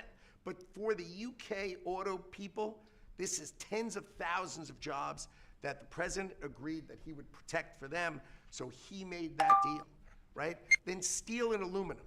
Right? Their steel business has been destroyed like everybody else has been destroyed by people dumping steel into their markets. And British Steel had announced it was closing down. So the British government, as part of this deal, nationalized British Steel, and they're going to match the kinds of models we do. They'll put tariffs on, they'll put quotas on. They want to do it with America so they can be part of the resurgence of steel and aluminum in America, and that saves them, again, thousands and thousands of jobs. So if you go step by step, aero and commercial planes, they sell Rolls-Royce engines to Boeing. We've agreed to let Rolls-Royce engines and those kind of plane parts to come over tariff-free. And what you're going to hear today is there's going to be an announcement in the UK that they are buying $10 billion worth of Boeing planes later today, but I'm going to let the name of the airline announce it because that's theirs to do it. Part of this deal was always to do it together and to do it strong, and you can see the numbers on this board. Everything about this board works exceptionally Did he just well release in the some United vital States of America. information? It Everyone should be lays out buying the up plan some. that you can work Is with there? us in What autos, are you the can work with us UK with airlines aero and that commercial. might You be can work doing with that? us in Or pharmaceuticals what's Boeing? if you have a BA, supply right? chain that I is bet they just secure and went a protected little in nuts. national security. Yeah, So Boeing we just feel fucking really good about the skyrocketed. deal. You've heard the Prime Minister. He feels really good Oops. about the deal, right? And This we is started Boeing at up here. 10% and we ended at 10%. And the market for So obviously America we're a is couple better, we're a and couple this is a minutes behind. perfect People are example getting that of information in why real Donald time. Trump produced Liberation Day. People don't understand he gets things done in a matter of time. This would have taken Jameson and I 3 years, maybe. And instead, we got it done in 45 days, certainly, because we work for Donald Trump. So, Jameson, my partner in all this, maybe Jameson, you'd like to talk a little, and then we'll turn it over to the UK. Sure, happy to do that. Everyone has had great remarks. I just have to echo the President and the Prime Minister when we talk about VE Day. This is something we've been waiting for decades, and there is no more appropriate date to do this. And when we step back and we look back a few weeks from now, or months from now, or years from now, we're going to look back at this day and better appreciate the significance, I think. And I'll just say as well, in terms of negotiating, I mean, the UK negotiators, you know, we've got one right here, did an incredible job, right? This is why you win wars, right? When you act like this. And the ambassador, he knows more about trade than a lot of us here, based on his background. And I would say on this deal, Mr. President, what we've shown is that it is time to change the way we do trade. People said we couldn't do a global tariff. We did a global tariff. They said no one would want to deal with us. People want a deal. They said no one give offers. You saw that stack of offers I showed you yesterday, all those countries. Said we wouldn't get deals, and here we are with a deal with the 6th largest economy. We've agreed to have fair and reciprocal trade, and we've done it in record time. Thank you very much. Sir. Great job. Thank you, sir. Mr. Ambassador, please. Well, Mr. President, thank you very much indeed in hosting us this morning. And thank you very much indeed also for that very typical 11th hour intervention by you with your phone call to the President, demanding even more out of this deal than any of us expected. So thank you for that. The Prime Minister was delighted, obviously, to take that call late at night. But you took it to another level, and I think the point I would make is twofold. One is that if we're going to rebalance and rebuild international trade in a way that serves all our interests, then we're better doing that together than separately and apart, and that's what we're on a mission to do. But secondly, you've done what you said you would do. You said to the Prime Minister when he came and we visited in the Oval that you would do a good trade deal with the United Kingdom, that you would do it at pace, and that we would be first. And you have delivered that. You know, you've been true to your word. So thank you very much indeed for that. For us, it's not the end. It's it's the end just of the beginning. I mean, there is yet more we can do in reducing tariffs and trade barriers so as to open up our markets to each other even more than we're agreeing to do today. But it also provides us with the platform, the springboard, to do what I think will be even more valuable for both our countries in the future, and that's creating a technology partnership between the United States and the United Kingdom, so that we can harness science and technology in order to create UK future accent is good. industries and future jobs, and to do that together in the way we work so closely already in the national security and defense area. We can just take that to yet further areas of science, enterprise and endeavor. So we're looking forward to doing that in the coming months. You've launched us extremely well today. It just, in my view, as the Prime Minister has said, just shows what two countries who trust each other, who are confident in each other and are familiar with each other can do, not just for ourselves, but for those, the rest of the world who need to benefit from a bigger and better international trading system. Thank you very much. It was beautifully stated. What a beautiful accent, too. I'd like to have that accent. Thank you. My mother would be proud. Thank you very much. Any questions? James Matthews from Sky News. Yes. Can I ask, why Britain and why now? And you described this deal as a full and comprehensive deal, and yet we've just heard from Mr. Mandelson, it's the end of the beginning. Clearly, there's much more work still to do. With respect, are you overstating the reach and significance of this deal because you're a president who needs a result at a difficult time? I think that it's a great deal for both parties. It's for us. We're opened up. I didn't know how closed it was. Quite closed. The market We haven't is raced yet. The UK, and it opens up a tremendous market for us, and it works out very well, and a lot of assets. You see the chart, and those are tremendous assets. But we've been trying, and when you say why us, meaning your country, we've been trying for years, and they've been trying for years to make a deal, including when I was in the first term. It would always be people talking, but they weren't getting it done. But for 25 years before that, they were trying always to make a deal, a very significant deal. I actually, until I looked at the numbers, I didn't realize this is a very conclusive deal, but we think we can grow it even from that. But this is a maxed out deal, not like you said it. You said it really incorrectly. This is a maxed out deal that we're going to make bigger, and we make it bigger through growth. But we have tremendous assets involved. I was surprised to see how big your country is in trade, actually. One of the biggest in technology and so many other things. It's agriculture.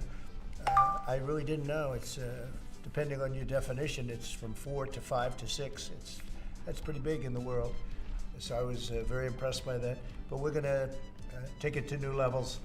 It's a very big deal right now, but I think it is going to grow just of its own volition. It's going to grow, and over time there'll be changes made, there'll be adjustments made because we're flexible. We'll see things that we can do even better, but it's very conclusive, and we think everyone's going to be happy, and the people of your country are going to be very impressed with the result, and they'll be able to buy from more people. They'll be able to price things differently. They'll be able to get some products that aren't available to them now that we make better than anybody in the world.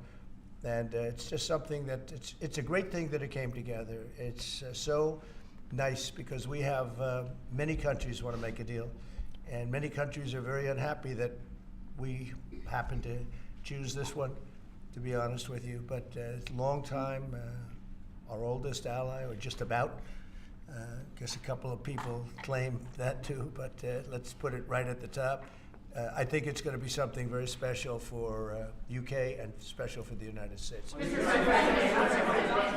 please. Thank you, Mr. President. Reagan Reese with the Daily Caller. How close are you to more deals, and when do you expect the next to be announced? Well, very close. We have numerous deals. I know Howard's going back. As soon as this is finished, your press conference, he's got numerous. And Scott, who's right over here, who's fantastic, by the way.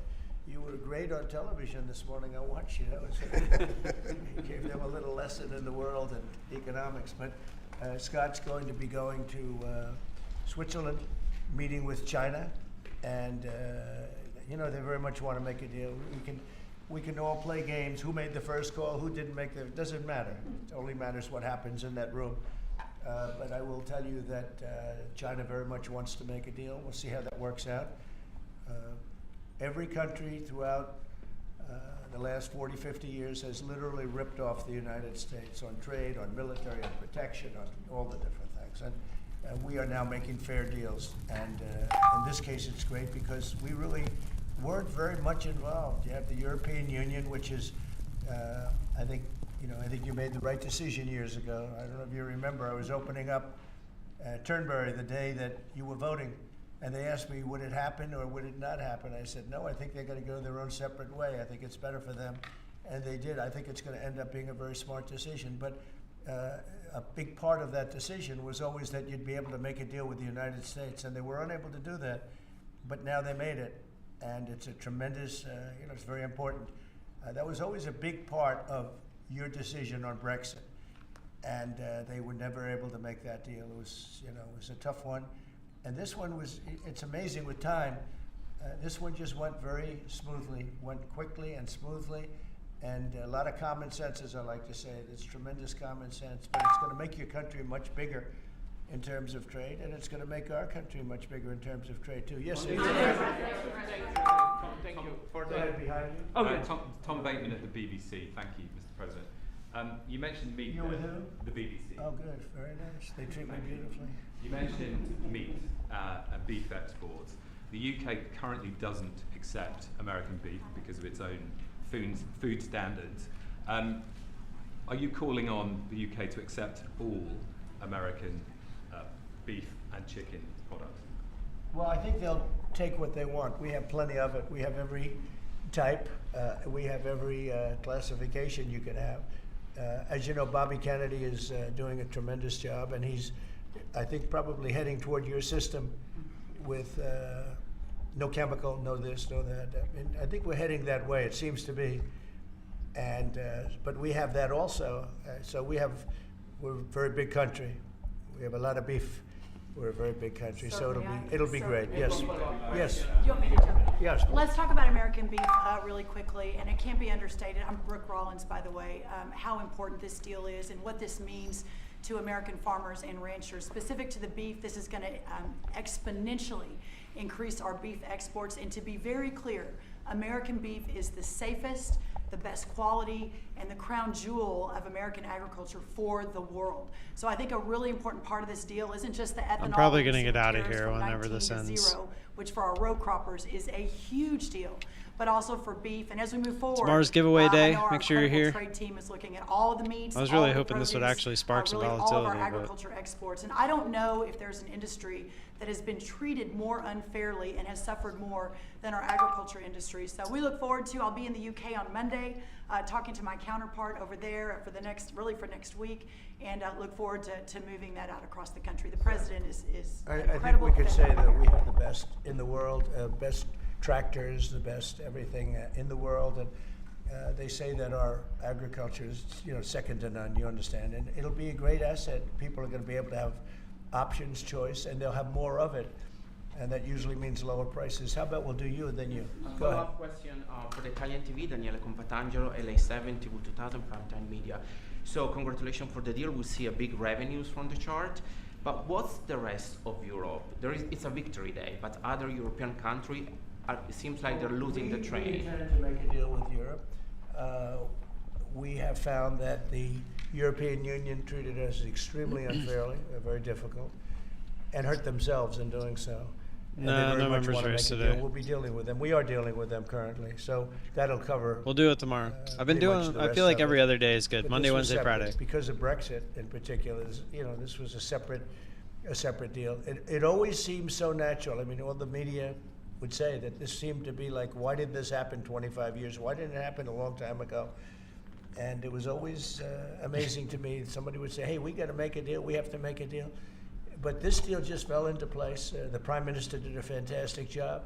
His representatives are total professionals, and they got along well, and it just seemed to work. And I think one of the reasons it did is because we blew up the whole system. If we would have just been dealing with you separately, or country by country, we blew up the whole system. It was very fair to the very unfair to the United States. And I think because of that, this worked out so nicely. And I'm honored that it was the first deal. Please. Sir, you mentioned. Well, why don't you go in the back? Yes. Oh, thanks, sir. I'm with the London Times. I would say this is a great day for James Bond because now Aston Martins will be available to American buyers. But will it be even better by extending it to film? You've talked about a big tariff on films, and we'd like to know if there'd be relief on British. Well, we're going to have a discussion on that separately. And as you know, we're putting tariffs on that particular film, you said, the movie makers. And we're going to be doing some tariffs to get them, because a lot of them have left this country. They all live here, the money comes from here, everything comes from here, but they make them in other countries. So we're going to do something to bring them back, maybe to a large extent. Nice little pop here. James Bond has nothing to worry about that, I can tell you. James Bond. And Sean Connery was a friend of mine. Sean Connery was responsible for my getting zoning in Aberdeen. He said, "Let the bloody bloke build his golf courses." And, you know, I was like 4 years into the process, and it was impossible in Aberdeen. And I don't know, he just stood up one day and he said that. As soon as he said that, I got the approvals in about 2 minutes. So he was a great guy, Sean Connery, and great character. Later in the year, are you going back are you going to Scotland and to the UK? Yeah, I will be. Sure. It's great. We have a lot of investment over there. We have Turnberry, Aberdeen. We have, as you know, in Doonbeg in Ireland, right on the ocean. They're all on the ocean. I only have interest if they're on the ocean, and we have good investments over there. It's been beautiful. Yes. Mr. President, if the talks go well this weekend between Secretary Bessent and Ambassador Greer with their Chinese counterparts, not preemptively, but if the talks go well, would you then consider lowering the tariff rate on China? Well, it could be. I mean, we're going to see. Right now, you can't get any higher. It's at 145, so we know it's coming down. I think we're going to have a very good relationship. You know, I always got along very well with President Xi. Nice line. That relationship was greatly disturbed. It's by COVID, stock trading stuff. But we get along very well now. I mean, the relationship was hurt with a lot of people, a lot of countries when COVID came in. But I think we're going to have a very good relationship. I expect to have a very good relationship with China, Scott. I think it's a very friendly meeting. They look forward to doing it in an elegant way. China, as you know, has a tremendous trade surplus with us, and we just can't have that. And but I think it's going to be very good for both countries. I would like to see China open. You know, one of the big things here is, and nobody would know this, but the UK was largely closed. It was very much closed to trade, and now it's opened. And a lot of the financial reporters are very happy about that because so much. I listened to them. Well, I hope they get countries opened up, and then you compete at a fair basis. But you can't compete when you're not allowed to go there. China would be the number one example of that. You know, it's very closed. We almost had it last time before COVID, and that didn't work out. But we made a great deal with China. They had to buy $50 billion worth of our food products, and it was a great deal, doing very well for our farmers. And then when Biden came in, as usual, nothing happened. You know, he didn't enforce it, and it got less, and ultimately, destroyed a great deal. That was a great deal. But no, I think that we're going to have a good weekend with China. I think they have a lot to gain. I do think they have far more to gain than we do in a sense, but we're going to have I think we're going to have a very good weekend. Will you speak to Xi after the weekend talks? I might, yeah, sure, depending on what Scott says. We Scott is doing certain countries, and Howard's doing certain countries. I mean, I wish I had like 10 more of each, then we could do them all at one time. But there will be a time, we'll do a number of them, and then there'll be a time, I think I can say this, Scott and Howard, where we're just going to say, because we understand the countries, we understand what they want, where we're just going to make the deal. In other words, we don't need the country involvement because we've already had it. And we'll say this particular country, which had big surpluses, let's say, we had therefore deficits, that this particular country is going to pay a 25% tariff or a 30% or a 50% or 10% or whatever it may be. I think we should explain it now, Howard. One of the things we did here that we'll rarely do is on cars, we took it from 25 to 10 on Rolls-Royce because Rolls-Royce is not going to be built here. I wouldn't even ask them to do that. You know, it's a very special car, and it's a very limited number too. It's not, you know, one of the monster car companies that makes millions of cars. They make a very small number of cars that are super luxury, and that includes Bentley and Jaguar. So we have some very special cars. So in order to help that industry, and that's really, you know, handmade stuff. And they've been doing it for a long time in the same location. And I said, yeah, that would be good. Let's help them out with that one. But that's different than a car company that comes out and makes millions of cars, which they'll be doing in our country. They're going to build, we have many factories, car plants being built or going to be built very soon. I think we can say that we'll be close to $10 trillion of investment. I think we're actually at that number now if you add up some of the ones we haven't heard about yet. I mean, we have some going up right now. They have plants going up, and they haven't even spoken to us. They're doing it because of the tariffs. And tariffs have always been used against us, and I never understood. I used to sit back As you know, China paid hundreds of billions of dollars in tariffs when I was president. But until then, China never paid anything. And, you know, they really did a big number on us from the standpoint of trade. But we are using Market just going tariffs straight now up, for but our slowly. benefit. And we have now close to $10 trillion. Think of that, 10 trillion. If you look at the past administration, and we're talking about over, you know, essentially 2 months, because we could say 3, but it took a little while to get the office in perfect shape, right? It took a little while to get things done. But once we started, when you think of that, close to $10 trillion of investment, you've had years where the United States wouldn't do that wouldn't do 1 trillion in a year, wouldn't do anywhere near 1 trillion. We did 10 trillion in 2 months. So it's amazing what's happening. We're getting calls from, and that has to do with chips, has to do with cars. We used to make chips. We had Intel, and we used to make chips. We had a monopoly on chips. Everything was made here. And now, over a period of years, because of presidents that didn't know what they were doing, they allowed that business to be stolen from us. Most of it moved to Taiwan. And you probably were in the same position, right? Because you had a lot of the chip-making capacity, but they moved it in. And if we would have said, that's fine, if you want to move it to Taiwan, that's good, but if you want to sell back into the United States, we're going to put a 50% or 100% tariff on, they would have never left. But we had people sitting here that didn't understand that, and it's too bad. But now they're coming back, because I'm saying it about 40 years too late, but they're coming back. As you know, we have the biggest chip makers in the world spending, in one case, $300 billion, in one case, $500 billion. Same as Apple, and in another case, $200 billion, and we're going to have a large share, a very, very substantial share of the chip-making market. You said this weekend is going to be a friendly visit, but do you expect that it will just be a formality to break the ice, or are they going to get into substantive negotiations? I believe so, yes. I believe it's substantive, yes. I think people like to say, yes, we're having a meeting to meet. Well, we're meeting, so what are we going to do? Talk about meeting again? So I think it's going to be substantive. I think we can say that, right, Scott? Very substantive. Now, China wants to do something. And look, they have to at this point. You know, essentially, they made $1 trillion a year, and now they have absolutely no business because of the tariffs. They have no business. And they want to have business, and we want them to have business. We want them to do well.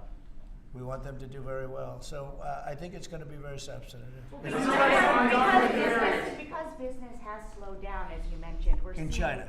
But we're seeing Something's as a happening. result, the ports here in the U.S., the traffic has really slowed, and now thousands of dock workers and truck drivers are worried about their jobs. Yeah, no, that means we lose less money. You know, when I see that, that means we lose less money. Look, China was making over $1 trillion, 1.1 trillion, in my opinion. You know, different numbers from 500 billion to $1 trillion or $1.1 trillion. I think it was 1.1 trillion. And frankly, if we didn't do business, we would have been better off. Okay, you understand that. So when you say it slowed down, that's a good thing, not a bad thing. But we're going to make it so they can. I'd like to say they can do better, actually, in terms of the bottom line. We'd like to see China opened up so we can compete in China and, you know, give people something that they've never had, you know, access to something. That'd be great for the world. It would be great for our businesses, and I think it would be great for friendship. I really expect a lot of people think I'm a militant guy. I'm really not. You must have said something. Trade can bring a greater friendship with China. It can be something good. But, you know, one of the things that I know Scott's going to be talking about very high on the list is open up and let our businesses go into China, because when you talk about a closed country, that's a really closed country. And I think it would be great if it was opened up. It would give people a lot of choice and would create a lot of jobs, a lot of everything. So I think it would be a great thing for China. And that's going to be one of the things we'll be discussing, like we discussed with UK. Yeah, please. So what does Britain have to do for you to drop the baseline 10% tariff that you're maintaining? Well, I think that's set because that has to do with a lot of different things, including past. You know, there are a lot of past things that we talk. This is very inclusive. We included everything, and that's pretty well set. Yeah, please. Yeah, Mr. President, the 10% baseline tariff remaining in place, is that a template for these future trade deals? You say you're going to keep it here. No. Is it going to stay in every case? No, that's a low number. They made a good deal. Some will be much higher because they have massive trade surpluses, and in many cases they didn't treat us right. One thing with UK, they had it somewhat closed, not like a China as an example, but they always treated us with great respect. So they treated us with great respect. The template of 10 is probably the lowest end, and therefore they made that deal. But they we've had just a very special relationship with them. Like, I won't do that deal with cars. I mean, unless somebody shows me that there's another kind of a car that's comparable to a Rolls Royce. And there aren't too many. This is a good commercial for Rolls Royce. They're going to order a lot of cars. Mr. President, I wonder whether you'd like to buy. Oh. Well, the last time this happened, I ended up. I would be happy to suggest a discount, obviously a very modest discount. We have to protect our profit margins. I've had many of them, actually. The last time that happened, I ended up buying a Tesla. Thank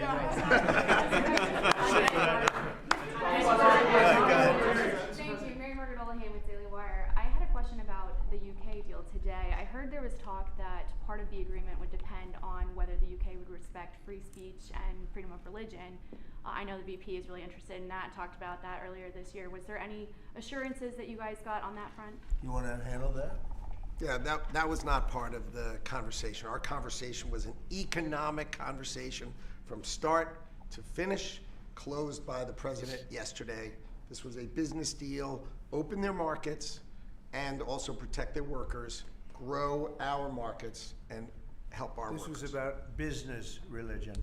Business is sort of a semi-religion, but not nearly as important. I don't want to get myself into Mr. President, go ahead. In the back. Mr. President, will you be asking China to help you close, the gap between Ukraine and Russia? I think so. Yeah, I think it's a natural thing to ask. What do you expect? Sure. I don't know. I think we're making good progress. The fighting is a little bit different than it was.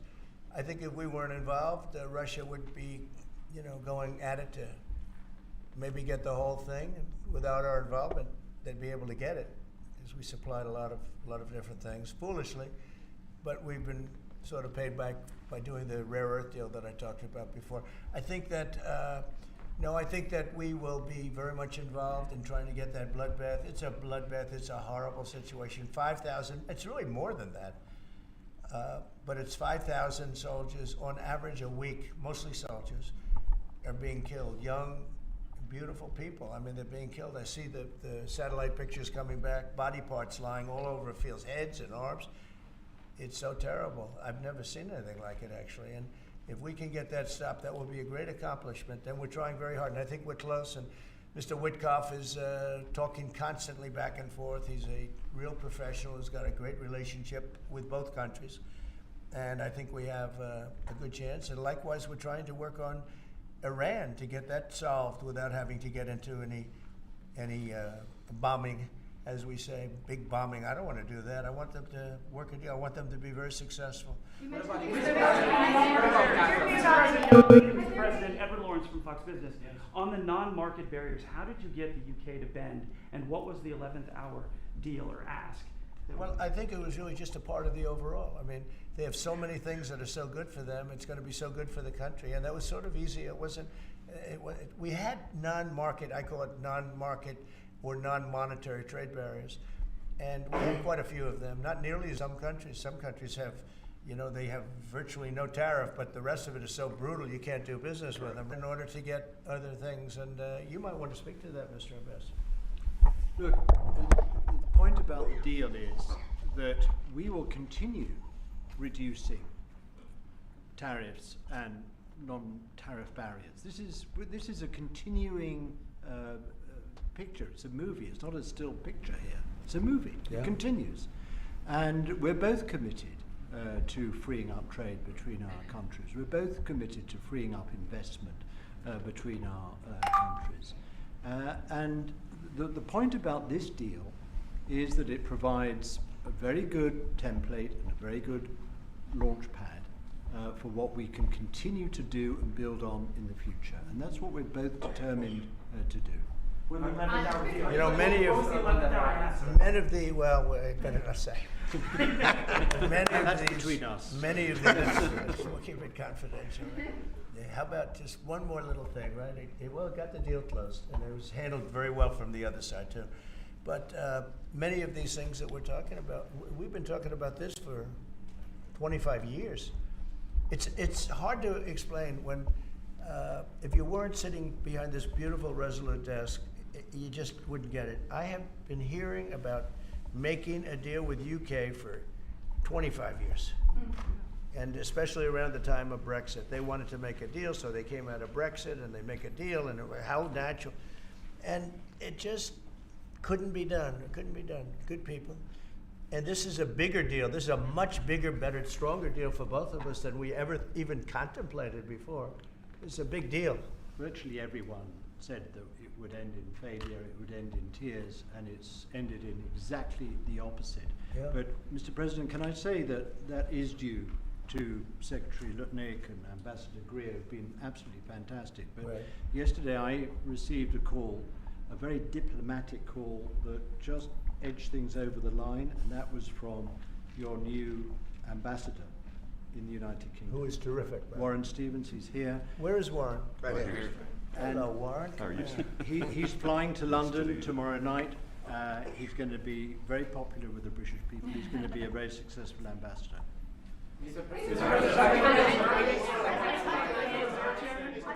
And? Were you disappointed? And he's got plenty of cash. That guy's plenty of cash. We need some more big spenders. Yeah, go ahead. Are you planning to meet Ursula von der Leyen? You're going to go ahead fast. Yes, are you planning to meet Ursula von der Leyen, the president of the European Council anytime soon? Oh, she's so fantastic, right? She's so fantastic. I hope we're going to meet. Yeah, the answer is yes. I saw her a few days ago. And I think that we'll definitely meet, yeah. The European Union is a big thing. They want to make a deal very badly. You know, everybody wants to make a deal. Look, everybody wants to make a deal with the United States, and we're doing that, and we're going to make fair deals. I'm just honored that this was the first one. Go ahead, please. The Federal Reserve Chairman, Mr. President, says that you would have to call him for a meeting. Do you plan to meet with him? And what do you think about? And it's like talking to a wall. He should be. What do you think about not cutting? The Bank of England cut today. Well, the Bank of England cut, China cut. Everybody's cutting but him. It's you know, I don't know. We'll see what happens. It's a shame. I call him Too Late, you know, Too Late Powell, that's his nickname, and it's a shame, it's ridiculous. So, meeting, he's always too late. But in this case, it's not going to matter that much because our country is so strong, we're so powerful in terms of economic strength and what we've done, and I'll tell you what, if we didn't have our first term, you wouldn't be, we created things in the first term. We cut more regulations than any president in history. We cut the taxes more than anybody in history. And a very big factor is going to be the tax bill that we have right now, the one big beautiful bill, as we call it, which is all-encompassing, the biggest tax cuts ever in history, bigger than even the first time. And the incentives, even great for the UK, because it'll make us so strong that we're going to be doing more business with you. It's a very important element for taxes, for every aspect, regulation cuts. That bill is, I believe it's the biggest bill of its kind ever in the history of this country. And Speaker Johnson and Leader Thune have done an incredible job. I mean, I'll let you know, we have to get a vote, but we have a lot of support for that bill.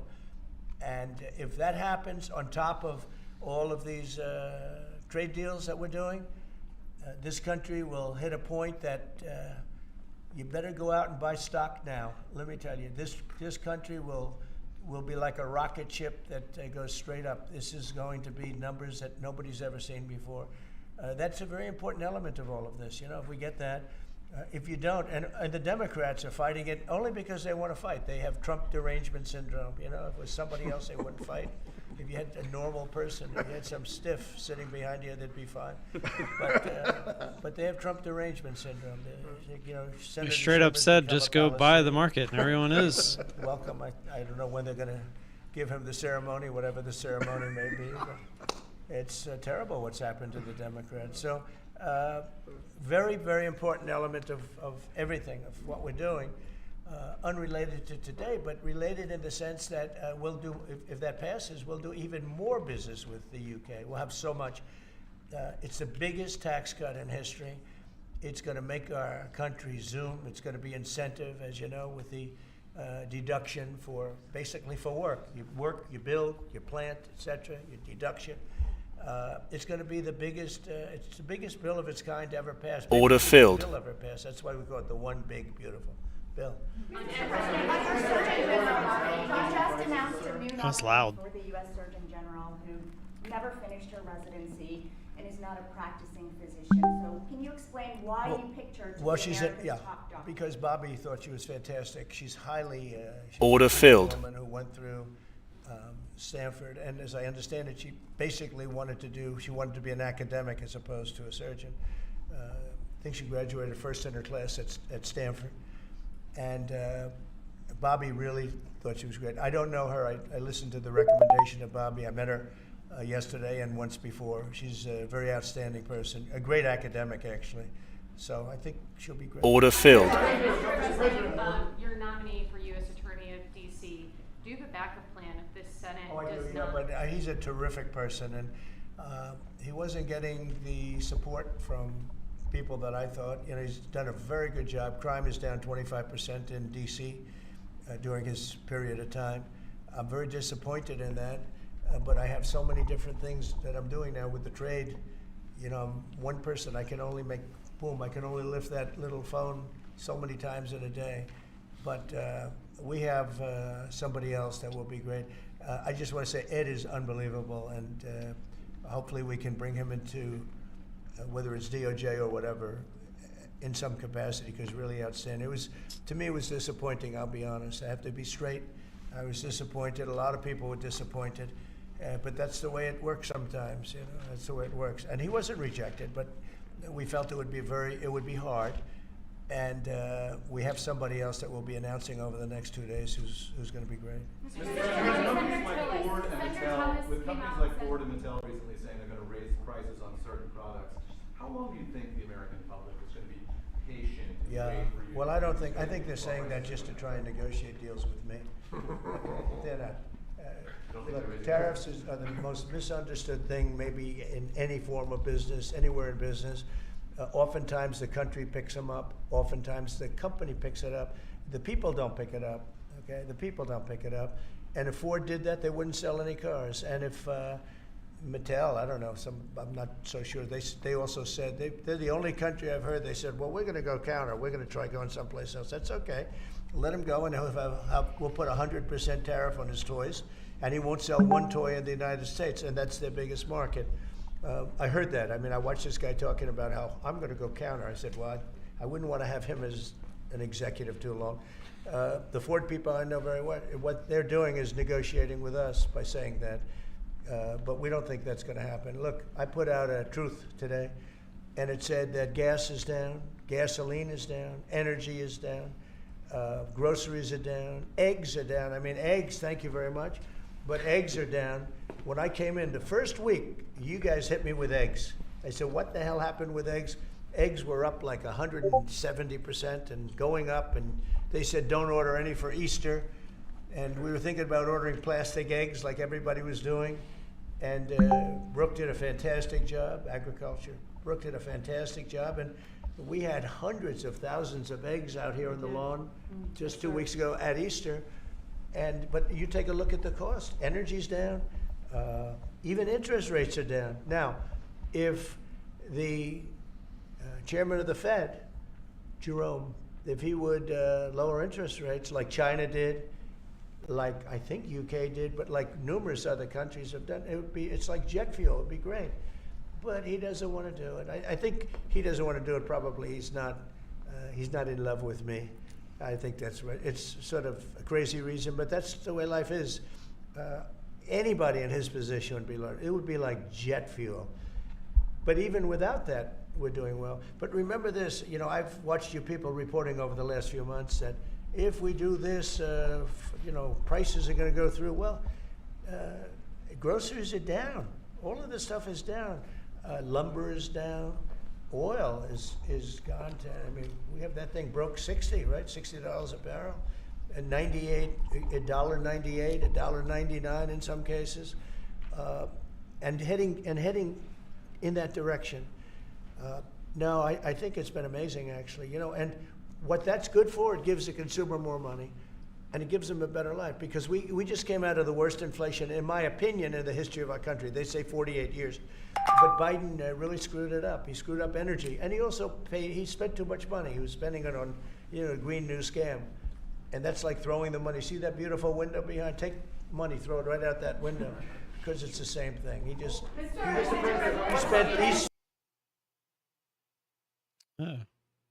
he spent $10 trillion. He wasted it. Not only was it bad, it was a negative. It wasn't even like it helped a little bit. It was a real negative. And then on top of it, they let 21 million people into our country without any identification, anything, just let them in. It's very, very sad. Well, we'll do one or two more.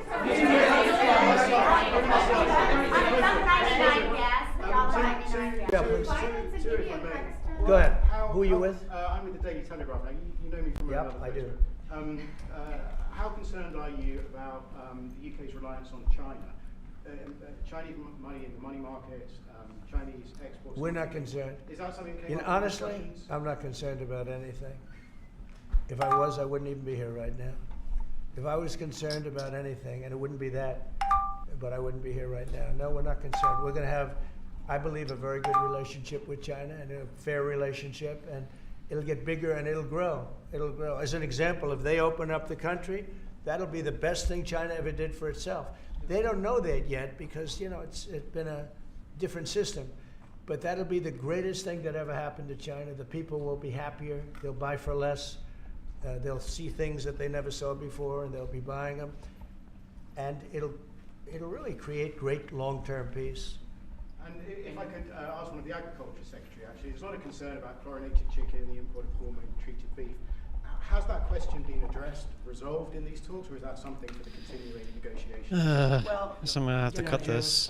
I would just say that it's very clear, and we have in the heads of terms that we are going to discuss all of these types of issues, and obviously the importing country, whether it's us or them, you got to follow the rules on those types of things. But our point is the rules need to make sure that they are based on science, and that's our expectation.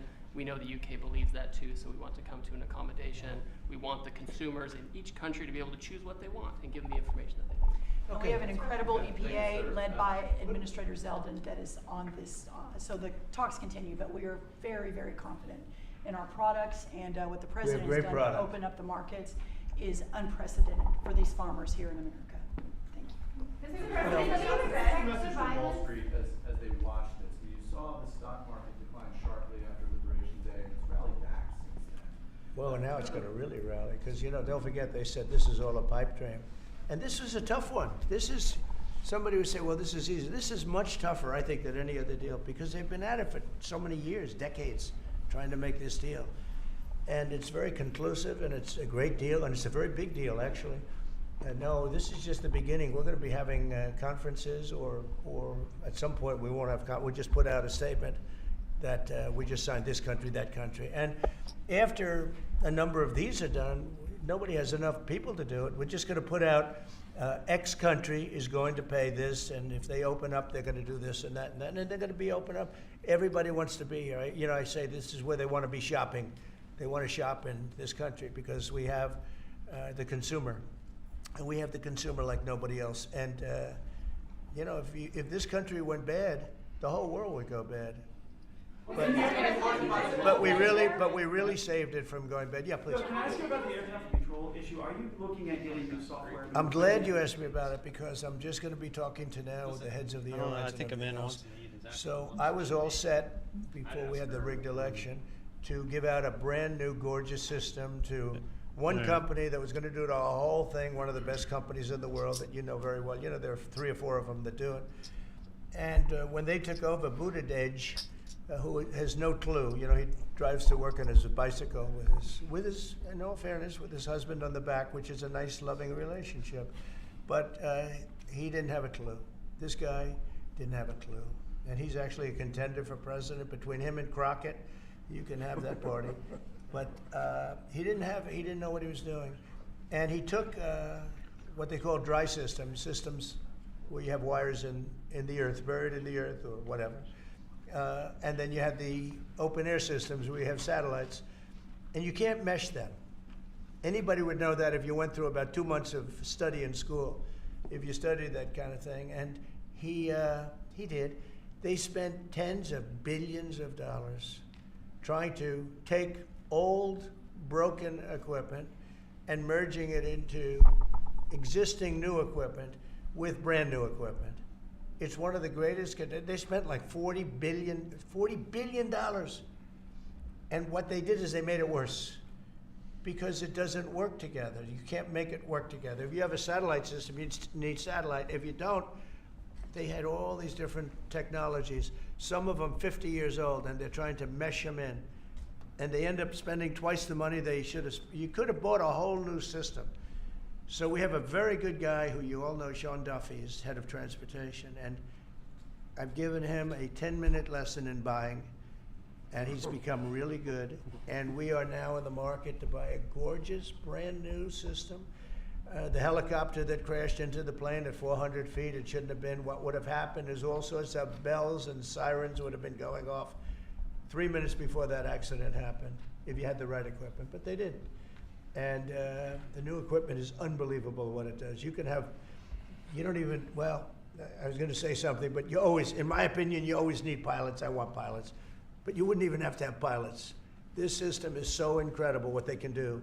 But we have a system that's obsolete. And what they did is the worst. They tried to combine the really old, broken stuff with the new stuff. And you can't combine it. And anybody should have known. So Biden, do you think Biden figured this out? I don't think so, fellas. Do you think he has any clue? He doesn't know what the hell's happening. So here's the story. We're going to be buying a brand new, it's going out to bid very soon, brand new state-of-the-art system that will cover the entire world. I'll give you an example. When my pilot, now I have military pilots, but prior to that I have very good pilots, great pilots. They would land, and I won't tell you which country, but they would use the system of another country. They wouldn't even use the system of the United States. So if I'm landing in New York or Florida or Tennessee, they're using a system from another country. I said, why is that? And they were, you know, they're not into business, but they're just saying, our system doesn't work, sir. And I said, boy, that's pretty sad. But we were all set to give it out to, you know, look, you have a Raytheon and you have different companies like that, numerous companies. And you have companies that would do it, like an IBM, as an example. And you give out one deal, one contract. They gave out hundreds of contractors. They had diggers. They had non-diggers. They had people that focused on satellites. They had hundreds of different contracts. One contract where one guy is controlling everything. If you need a trench, then they dig a trench. But if you don't dig the trench, they don't blame you. What happens is you don't dig it, then they say we want a cost overrun. Now, we have it all set, and we're going to be doing it. We would have done it, except that the election took a little strange turn. But the second one didn't. That was too big to rig. Thank you very much, everybody. Thank you. Thank you. All right. Maybe I'll just try to get out of this break even and be done with it.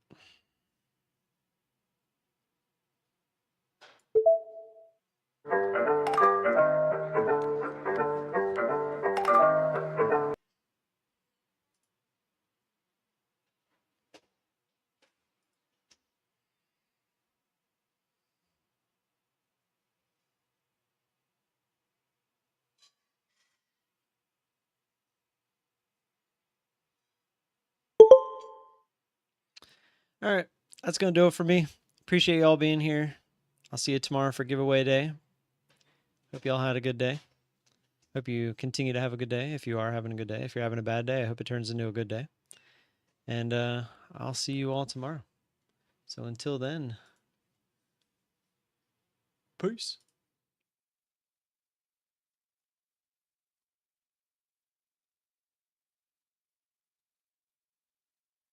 Order filled.